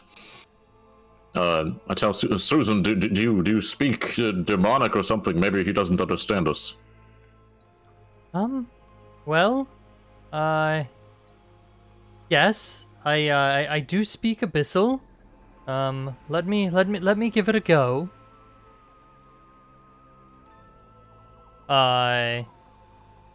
It's however not her turn. Are you done on yours, Morg? Oh yeah, that's like let me hit the little button here. Munin. Hey, you gotta throw that thing on him, make him prone.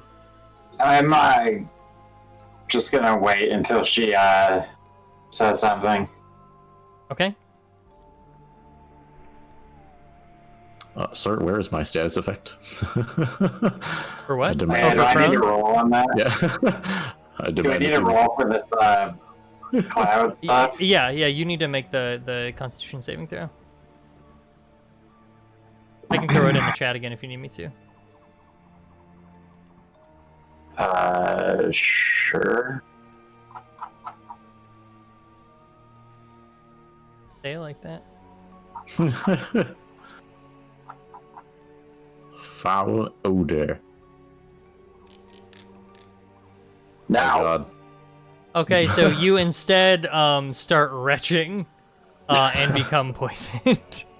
Let me get your poison here. Boop. Does it say they become poisoned? It just says they retch. Susan, quickly. Oh no, you're right.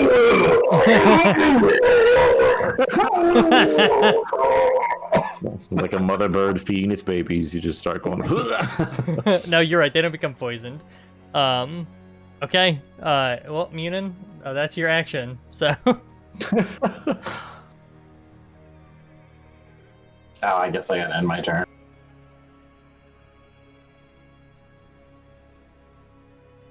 So the normal is like chittering aggressively at it, but it seems to just be like at Susan's like feet, defensively, protecting her.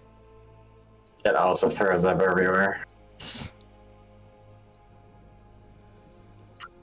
So I am going to take a bonus action to use the help action to help Morg to get advantage on his next skill check, next athletic check to make sure this little boy stays prone. Okay.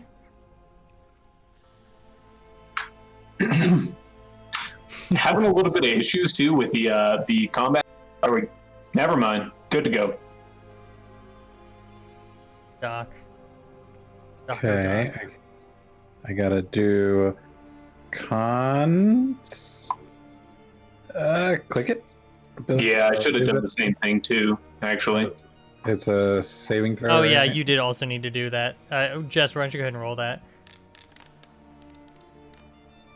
Okay. Well, you spend your turn retching. You have a bonus action if you want to use that, but your action is spent retching. Jasper, go ahead and make yours as well. Actually, Jasper, yours doesn't matter. Well, you also retch, but you can help as a bonus action, so yours doesn't matter. Okay. All those people retching around me. Yeah, like everyone is throwing up around you, or at least retching. Is it possible to do? I kind of want to look around and see if there's like some mint we can shove in its mouth as a plan. What flavor did the beetle roll its constitution save? That's a fair question. Let's see. Hey, He's fine. good old normal. Okay, yeah, go ahead and make a nature check to try and find nature or survival. It's fine. Okay. And ka-cha! Yeah, you find like you see mint like hanging in some of the bundles, like bundled mint hanging up. Mid pukes and go, try shoving some mint in its mouth. It smells bad. Mark, you're doing a great job. And then I'm gonna give Bardic Inspiration as a bonus action. Okay. You feel inspired by his retching. It's the most inspirational retching you've ever heard. Who'd you give that to? Morg. Okay. All right. Are you done? Done. Oh, Grasping that mint. Nope. All right.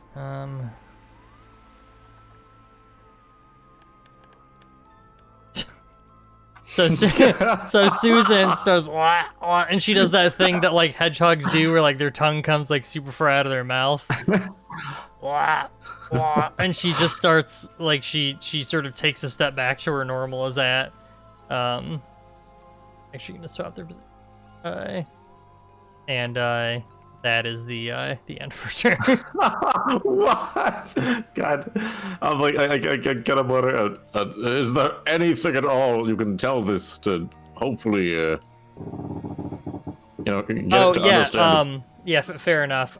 So as she's like retching, you can hear her like speaking. What you assume is abyssal, some sort of demonic tongue.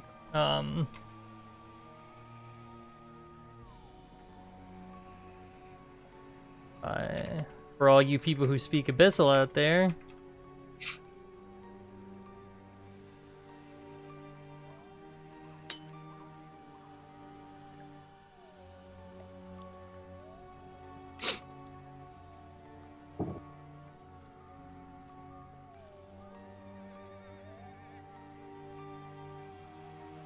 She starts just rattling off like a demonic tongue, and in between just what?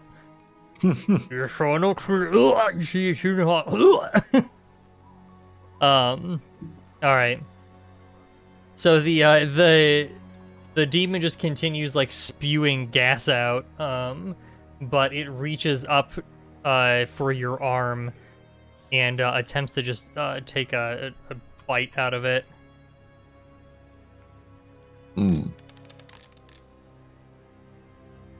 It doesn't manage, like it chomps into your skin, but it doesn't manage to like bite down hard enough to get through like the thick fur that pads your forearms. But he does like hang on via the bite and start just like raking its claws against it. But he finds similar issues getting purchased with his natural weapons. Bad kitty. All right, Bellino, you're safe. You're not retching. So is the beetle in that It is. square? The beetle is in the square, yeah. He's small though. If you want to share the square, you could. Will Susan let me pass through her square? Yeah, you can walk past Susan.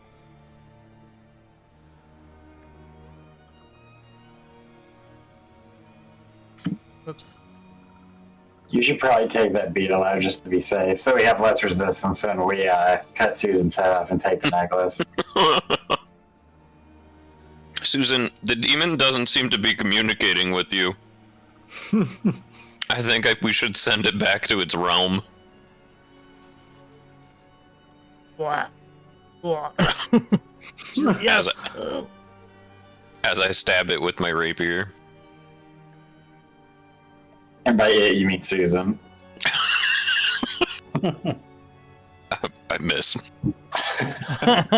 You're just trying not to stab Morg, whose hands take up like a majority of its body at this point.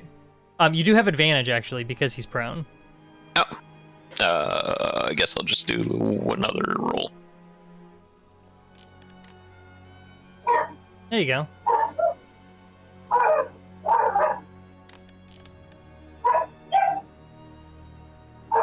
Okay,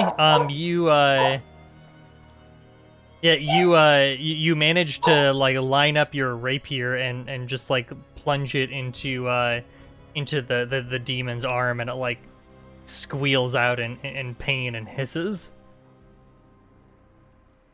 Well, I was gonna hiss back, but I can't hiss, so I squawk.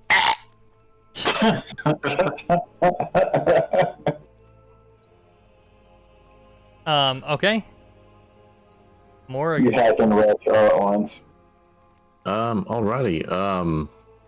If I have him grappled, can I like try to grab his face to cover up his mouth, get him to stop spewing this junk at everybody?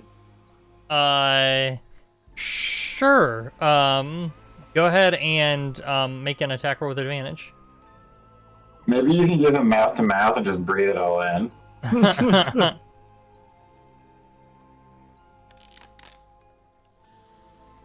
Okay, yeah, so we'll say you use your action to, like, wrap your hand around its mouth, and the poison, stops pouring out to such an intense degree. Am I able to, like, just give him, like, just a real kind of pissed off look to try and intimidate him into realizing how outmatched he is with everybody here?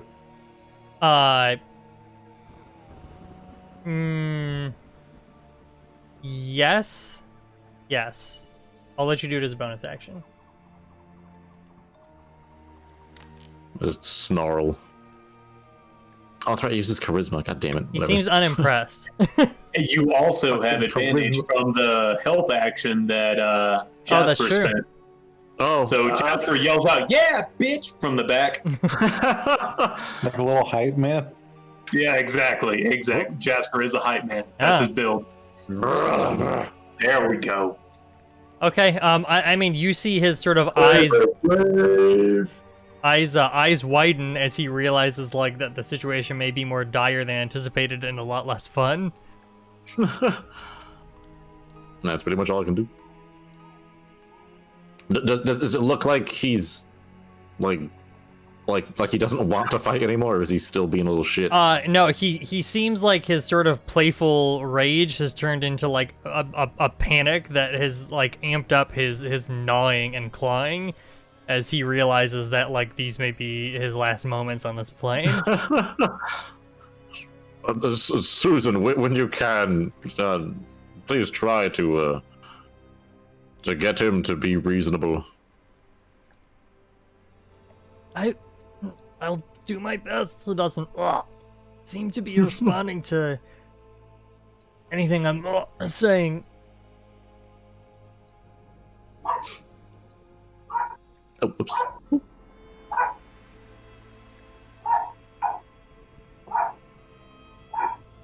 Munin. I gotta make the Constitution check. Oh no, I'm covering his mouth. Oh. So you do still have to make it. I'm gonna say that the stuff is fading out. So it's still there, I see. but by the time it comes around, it'll have if you keep his mouth held, it'll be gone by your next turn. Okay. Gone by Morg's next turn. I mean, yeah, you have no issues. The weakened vapors, you push through them. Alright, cool. Well, then I will just light him up with a ray of frost. Okay, you have disadvantage. Oh, actually, Fine. never mind. You don't. You're within 5 feet of him. You have advantage. Yeah, because he's prone. Yeah. Yeah, and it's because it's about distance from him. Pew, pew, pew. That will hit.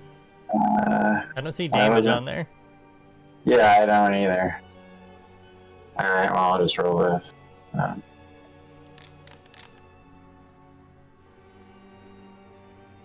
2. It's probably because I didn't have him selected, maybe? I don't know. Yeah, you definitely have to have them selected.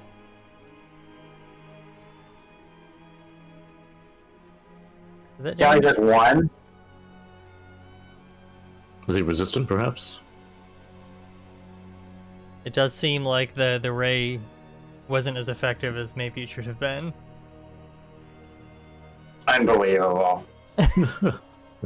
You know what? Be careful not to kill him. I'm gonna end my turn and protest. Okay, so normal will make his little beetle save. No. Oh no. Not normal. So you hear whatever the equivalent of beetle retching is, like retch chittering.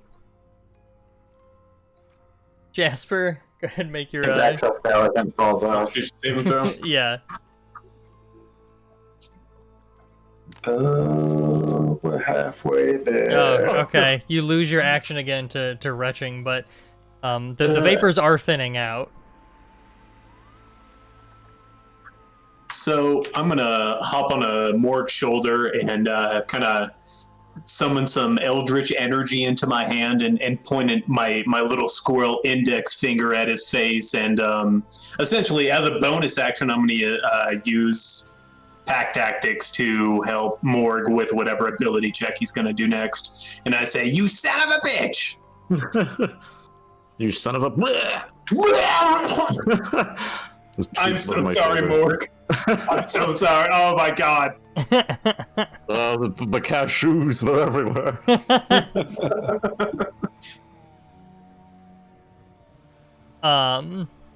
Okay. Did you want to send? You said you're using. Did you want to send that ability to chat so we can see what it does? Yeah, I got you. Oh no, Doc. Oh, Doc, you also spend your turn just keeled over. You've seen some things in your life, but this smell is beyond this realm.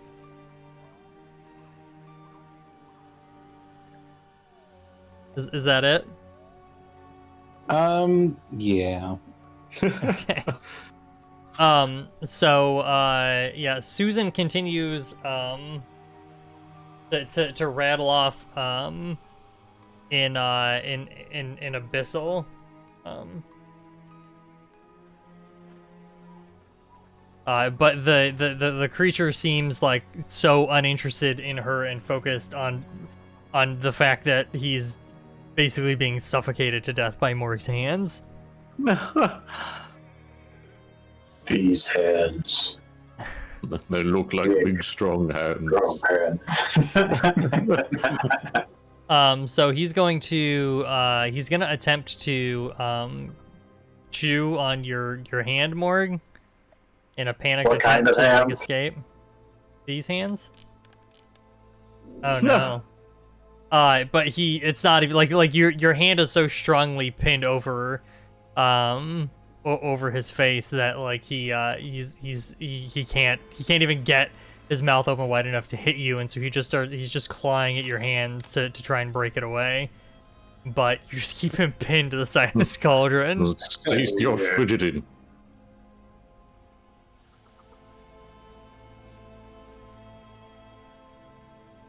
Bellino. Noise. With my iron constitution, I continue my assault. Liable to kill the poor thing. Hey, critical. And that means you get critical sneak attack dice too. Critical hit. How do you kill your foe? Oh god. Nambre. I see the back of its head and I stick my rapier through the back of its head, out his mouth, in between Morg's fingers. Morg, you just see like a rapier pop through its mouth and like right in between your index and your middle finger, slides like 6 inches towards you. Gives you a kiss right on the cheek. Growl a bit at Bellino. And as you do that, you see, like right where the pierce goes through his mouth, like he begins to sort of flake away into these like green flecks before, like Morg, your hand essentially just closes as there's no longer like any physical body to support it, and he seems to just fade out of existence, leaving just like the green blood that poured out of the wound splattered on the cauldron. And let's see if that's still okay. Pop up the door to vent out that shitty ass gas. What the hell, Susan? Susan's like, real oh, smart, Susan, closing the doors on the gas. well, that did not go as expected. I sure am glad I asked you to stay here. It's very much appreciated. It's... Ooh. And she, like, wanders over and, like, sits on the chair and facing the fireplace and just sort of stares into it for a moment. Susan, perhaps you shouldn't perform any more experiments. I mean, we were so close. We had him pinned. Maybe he was about to give us his dark, mysterious powers. I don't know. Do you know? I don't know. That's a good We point, were so Jasper. close. The reason we experiment is to find new avenues forward. Unfortunately, this was a roadblock, but that doesn't mean that the next one will be. You're right, Jasper.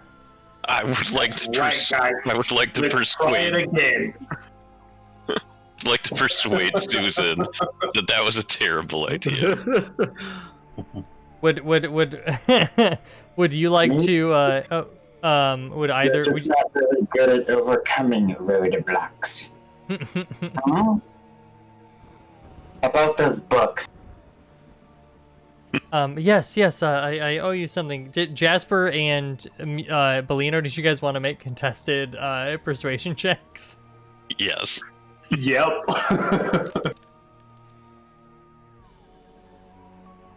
Ooh, that's a tall order. Oh my! She looks at you both and like takes in both of your arguments and she, this has given me much to think of. Bellino, what do you say to her? Because I know what Jasper said. Susan, you've been ostracized from your community. You live by yourself in a swamp with a beetle that was a failed experiment. You almost died. You almost killed all of us. Stop experimenting. This was a terrible idea. Susan, you're ruining YouTube. All right, Jasper and Bellino, you guys can mark an inspiration point if you don't already have one. Nice.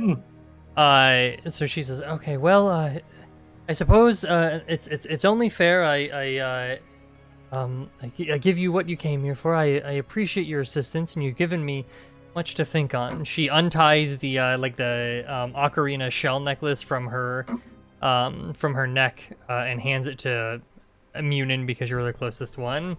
And she says, while you were out looking for frogs, I found a page that you might find interesting, so you're welcome to that as well. And Munin, she hands you some like a small, like 3-page paper that has arcane scrawlings all over it.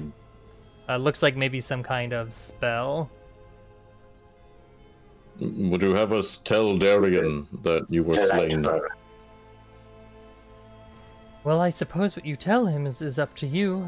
That would certainly give me maybe some breathing room here. You tell him whatever you feel you need to.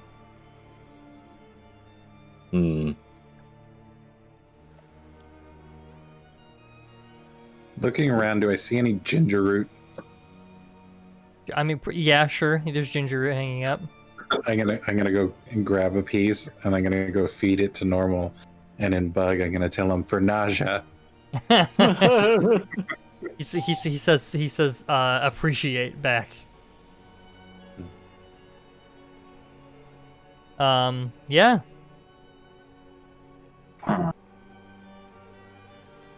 Is there anything else I can help you with? Oh, Mark's on fire. No takes these vaccines. Dive headfirst into the fire, please. I'm all about summoning unknown dark forces. We may have to meet up later. Do you have a LinkedIn? I don't even know how to address that. It's time to leave. Well, The squirrels are using it. We'd best be on our way and make sure our friend at the swamp made it back all right. Now, if you hear anything else or have any more strange dreams about the fire and stuff, I feel like that's pretty important. You want to tell somebody. You can tell us. Send message. Our signal is caw. I'm not sure how you would hear that from not here, but is there a place I can reach you?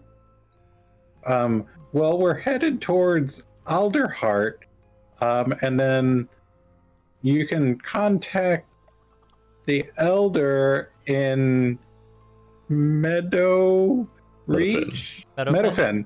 Yeah, I was close. Well, I appreciate your help. Safe travels back through the swamp. I'll be here if you ever need anything. Here for your assistance.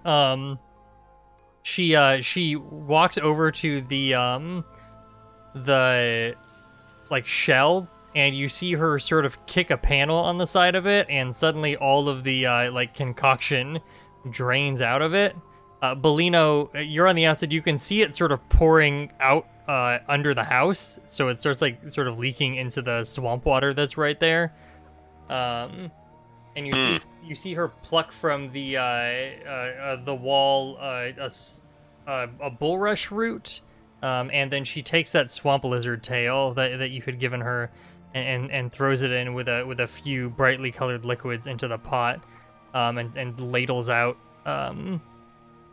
a vial of red liquid and hands it to you, Morg, and says, just something extra for your troubles. It's a potion of healing. Hey. If you ever have any interesting ingredients, feel free to bring them back here. Perhaps I can brew something up for you. Can I write down that recipe? It was a swamp lizard tail and a bulrush root, and some magic from Susan. Now, Susan, what kind of fancy magic was that? I'm a healer, and that would be amazing if I could do that. She says, "Oh, well, that's come from years of practice as a hedge witch. If you're ever interested to learn it, you're welcome to spend some time with me here." Do you have like a book, like a how-to guide, scroll? Can you give me some practice exercises I can work on, or? Well, I'm sure I have a beginner's book around here. It'll at least get you the fundamentals, but if you want to learn the actual craft, you'll have to make your way back here and train under me. Most of the hedge witch practices are just passed down by word. Let me just grab something. Where is it at? Here it is. And she pulls out a little scroll and she says, "Here, you're welcome to study it. It's the basics, but it should get you started." All right. I start practicing immediately. Well, thank you for your time, and please be mindful about summoning these otherworldly creatures in the future. Well, I thank you for your assistance here. I'm not sure what I would have done. You're right. This was dangerous. I owe you more. And she quickly mixes up another potion and hands it to you, more. Here, just another for your assistance. It went so sideways from what I expected. Thank you again. And being a sort of protector, naturally, I can't turn down a potion that can save someone's life. But I put it in the pouch, and I gesture for the rest of the party that we should probably start heading out. Okay. Yeah, keep working at it, sister. You're doing a great job. Let us know if you have any breakthroughs. All right. So you guys are going to leave Susan's. Are you just heading back to Winnowing Reach, or is there anything else you wanted to do? We gotta check on Doc's cart. Yep. Grab my cart on the deck. Grab the cart and head to Alderheart. Well, with the Winnowing Reach, actually. to get the writ first, and then onward. Okay. What's this scroll say? It's a series of arcane writings. You're gonna have to spend a rest with it to decipher it. Alright.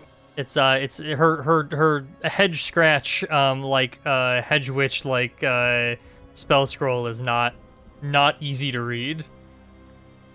Okay, so you're just gonna head back to Winnowing Reach? Right after I tell Normal I love him, and then he seems to enjoy your company. He chitters pleasantly as you speak to him. Okay, so you guys head back to Doc's cart. Doc, why don't you go ahead and roll a d20 for me? Is there more stuff than when I left? The hell? I don't see that roll coming through at all. It's a 14.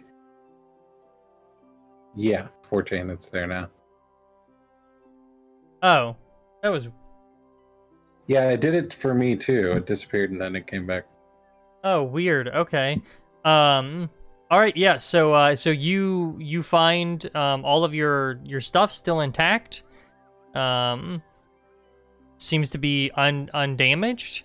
So you saddle up the cart and pull it on your way back to the Winnowing Reach. It's a pretty uneventful trip back, and you safely arrive there in the same time it took you to travel. So a day or two up, I think, is what it took initially.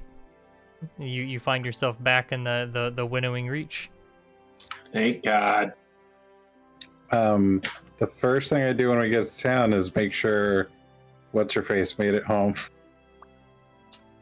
Okay. Are you gonna go to her house, or are you gonna go to the bookbindery? Bookbindery. Her house. Okay. So Token's Which one of us is right? There can only be one. Token's gonna come out huge. Boof. All right. So you step into the giant. the bookbindery. Damn. Oh, that's too small.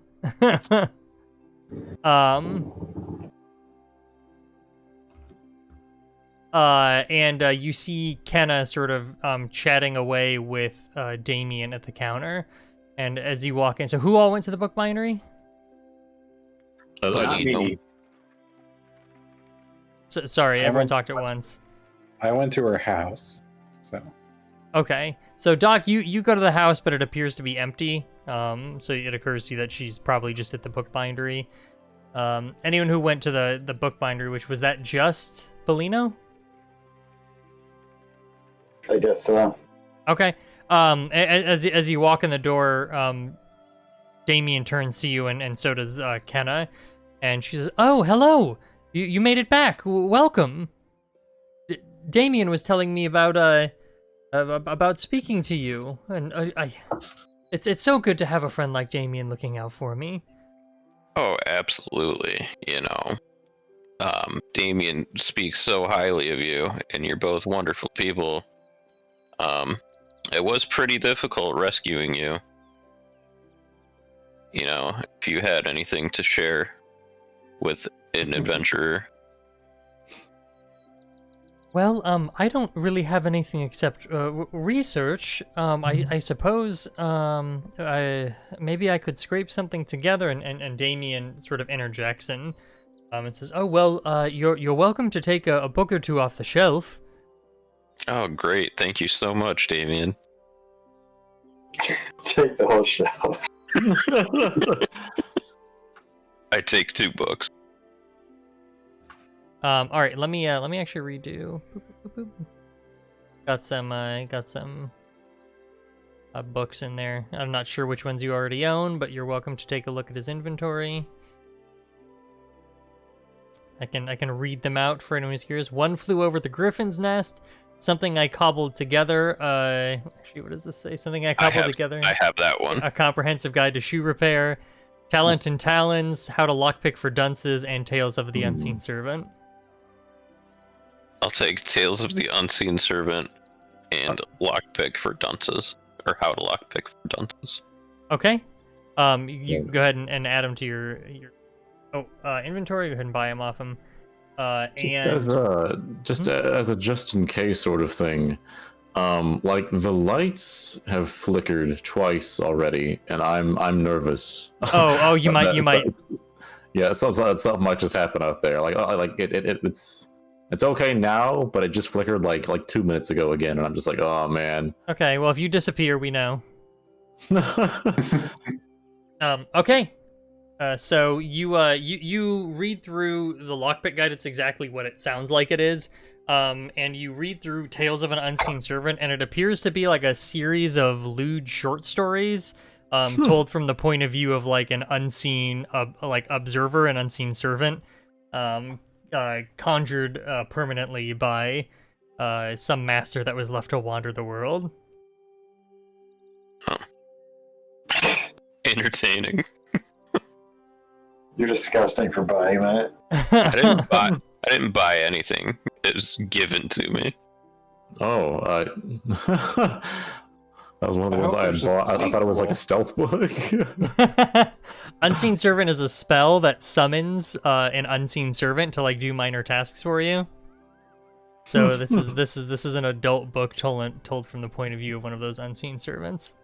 And way back when we had spent the night here, in the middle of the night, Morg opens the book and he's just like, "Whoa, what the hell is this?" Oh no! Everyone else at the inn is sleeping. And all hears,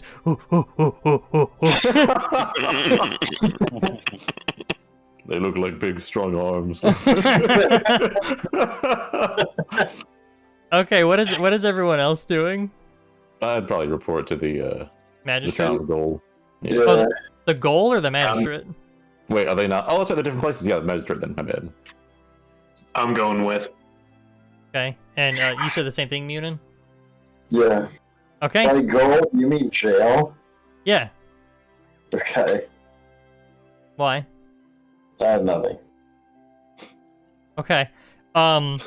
You guys approach the magistrate's office, and the two militia there sort of give you a nod as you go up, and you step into the door, and the magistrate looks up and he goes, "Oh, fantastic! You've returned. So, what of the witch?"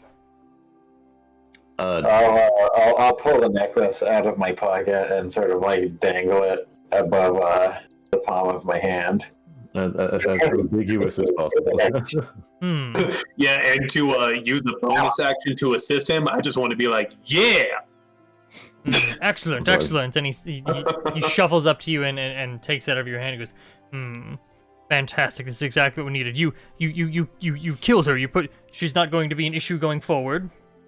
I say the witch has been dealt with. Make a deception check. We did. Oh lord. You have advantage from Jasper. He did a help action. No. Would you like to spend an inspiration? I would. Let's try that. Don't forget, again. you guys have extra functions of the inspiration as well. Okay, I just want to say there were 2 ones. Wow. That is mighty unfortunate. Hmm. Can I quickly change the subject and be like, might I ask, what was the reason that you said to kill this witch? Just curious, you know. What? With the reason to kill the witch? Demonology? Dark magic? There's enough of that necromantic energy bubbling up in the Mokk area on its own. We don't need someone harnessing it for whatever their evil machinations may be. Yep. Couldn't agree more. Here's the amulet. He sort of eyes you suspiciously, and he's like, "You did kill her, right?" There is the amulet right there. When we came upon her, she was summoning one of these things you're speaking about, and the creature set her career in a turn for the worst. She won't be summoning anything any longer. Mm-hmm. I just keep my mouth shut. I'll leave the Munin, deception to make the a end. deception check.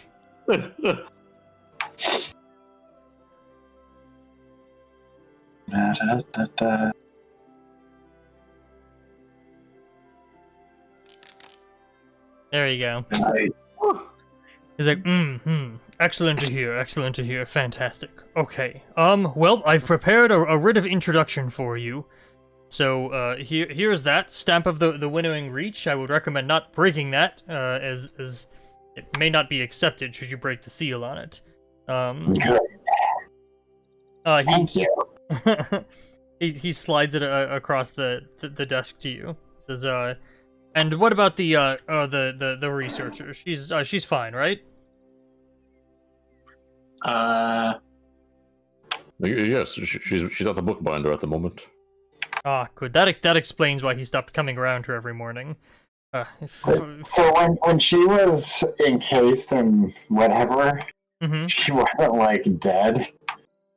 No, she wasn't dead. No. Oh, okay. I thought it was just like a body encased in ooze. No, because remember when you guys got there was still like a warm fire. Yeah. I She guess she was holding her breath for a long time.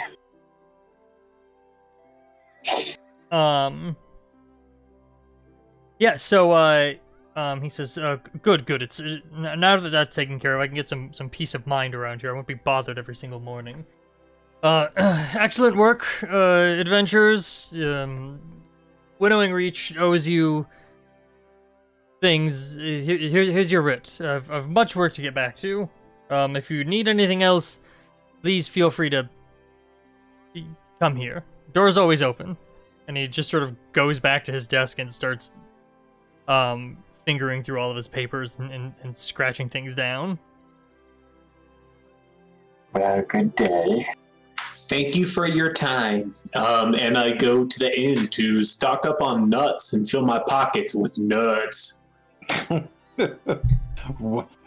nut. Oh, Nuts. yeah. All right. Well, I think we can wrap here at the end of this. Is everyone just gonna head back to the? Well, actually, before we wrap, does anyone need to go? Anyone want to do anything? I don't think you have anything else to do before you go to Alderheart, specifically. But is there anything you guys want to do before you hit the road? Yeah, I want to go back. Spell, or whatever it is.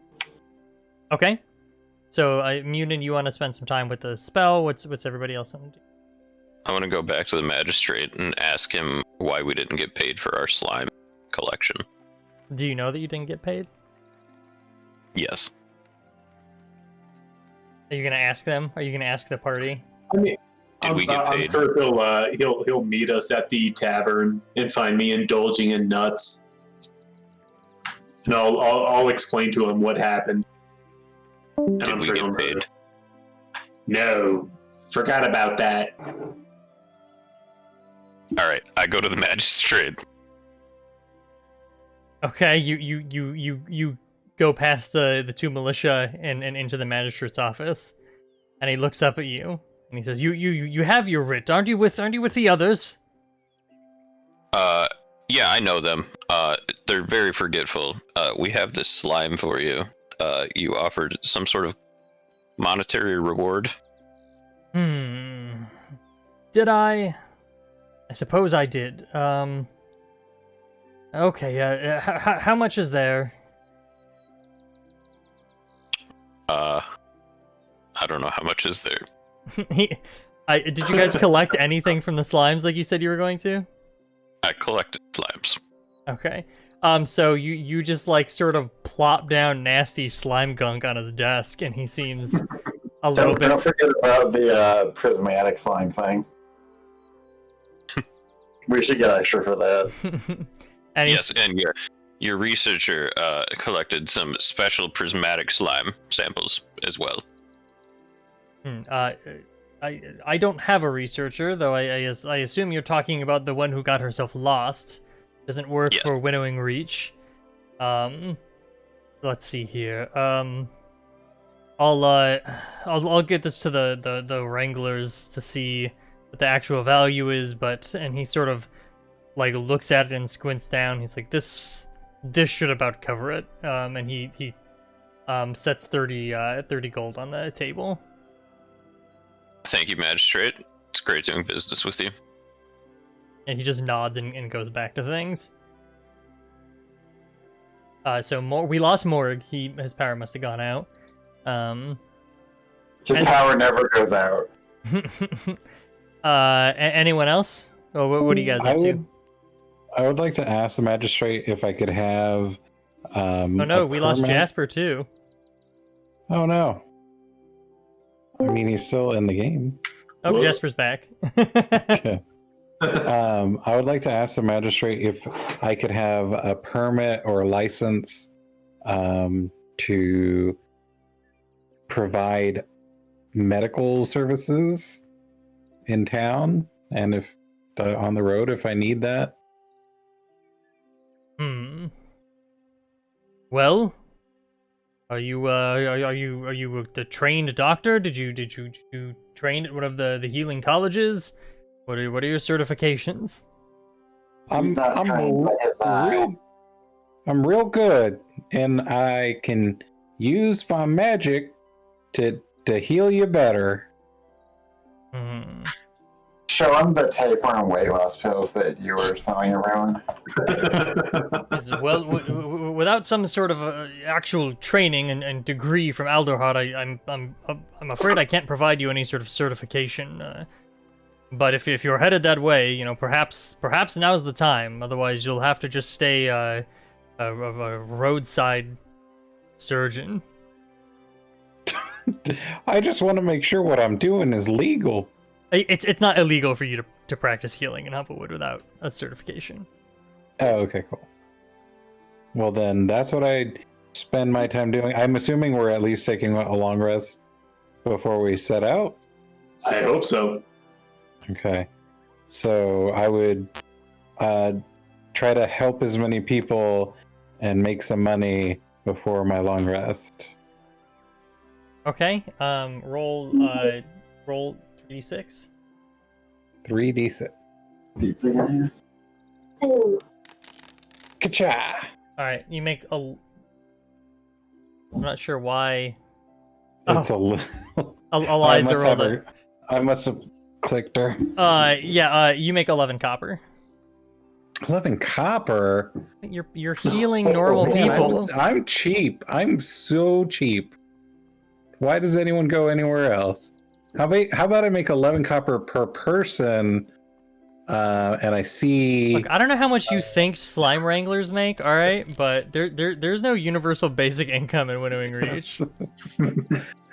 Okay. Slime fine. wranglers make a lot more than 11 copper per person, or per slime. I'm gonna go to my doctor. We just wrangled my- some slimes, and we got 30 gold out of it. You actually didn't wrangle slimes, you killed slimes. What's the difference? Also, how do you know how much gold we made? That was never shared. That's true. I'm Bellino went and got that gold and did not say. I'm not speaking in character. Okay, so anyone else doing anything? Nope, just resting, eating. All right, everyone's just gonna head back to Wrangler's Rest. Yep. I give Okay. all my friends 6 gold. Oh, We're rich now. Okay, so you guys all head back to Wrangler's Rest for the evening to relax and take a long rest. You're gonna either spend a ration or buy pay for the buffet in the morning. How much was the buffet? That is a good question. I think it was 2 copper. Let me pull up. It's Sunday brunch, so it's only 2 copper. That's fine. It's 2 copper. And if it wasn't, you made it there on a special deal. And then there was the actual like night that you had to pay for there,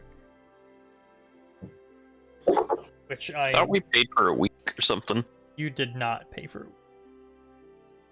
I don't think so. I don't remember you guys paying for a week. You guys trying to dupe me? Trying to get free nights out of me? Yes. So Do we level up? I'll double check the how much the inn cost after the session. It's not really important right now. Yeah, so Munin, you spend the evening like poring over the scroll that Susan provided you.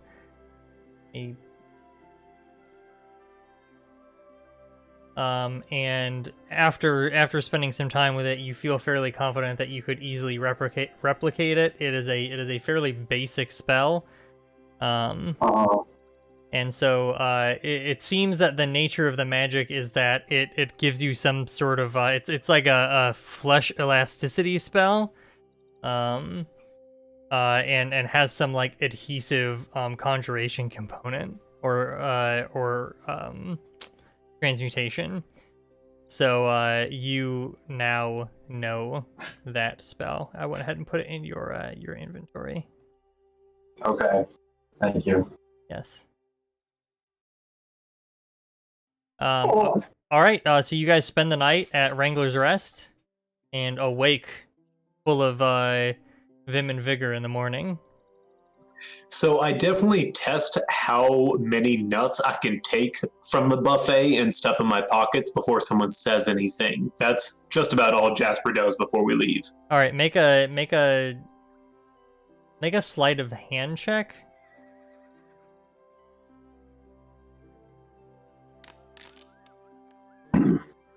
Nice. Okay. So you get like almost your entire pocket's like full of nuts. Like Nice. you before like you look to the side and you notice the innkeeper like suspiciously eyeing you. He doesn't say anything, but you start to get the impression that he knows what you're doing. I'm going to go ahead and mark another copper piece off my inventory sheet just to slowly slip that by him sometime before we leave. Okay. Sounds good. He just like nods at you. All right. Anything else in Winnowing Reach before you head out? No. No. Okay. Are you guys just leaving? Mm-hmm. I Yes. think so. Okay. So you hit the road to Alderheart, just your little group, and you Wait, wasn't Eliza gonna come with us? no one went and talked to Eliza. I let Eliza know we're heading out to Alderheart. Okay. She says, "Oh, As we're leaving town, I'm like, oh shit. just, fantastic. Let me just pack things up, and I'll be right on the road with you." So she packs everything up in her cart and pulls up right alongside Doc for the trip to Alderheart. She says, Alderheart is a few days away from here. I hope you all stocked up on basic necessities. Of course. All right, so we will stop here. Our heroes begin their trek towards Alderheart from Winnowing Reach. You all can level up to level 2. Yay! Hey, oh, yeah. Yay! Yay! We're so strong now. So strong.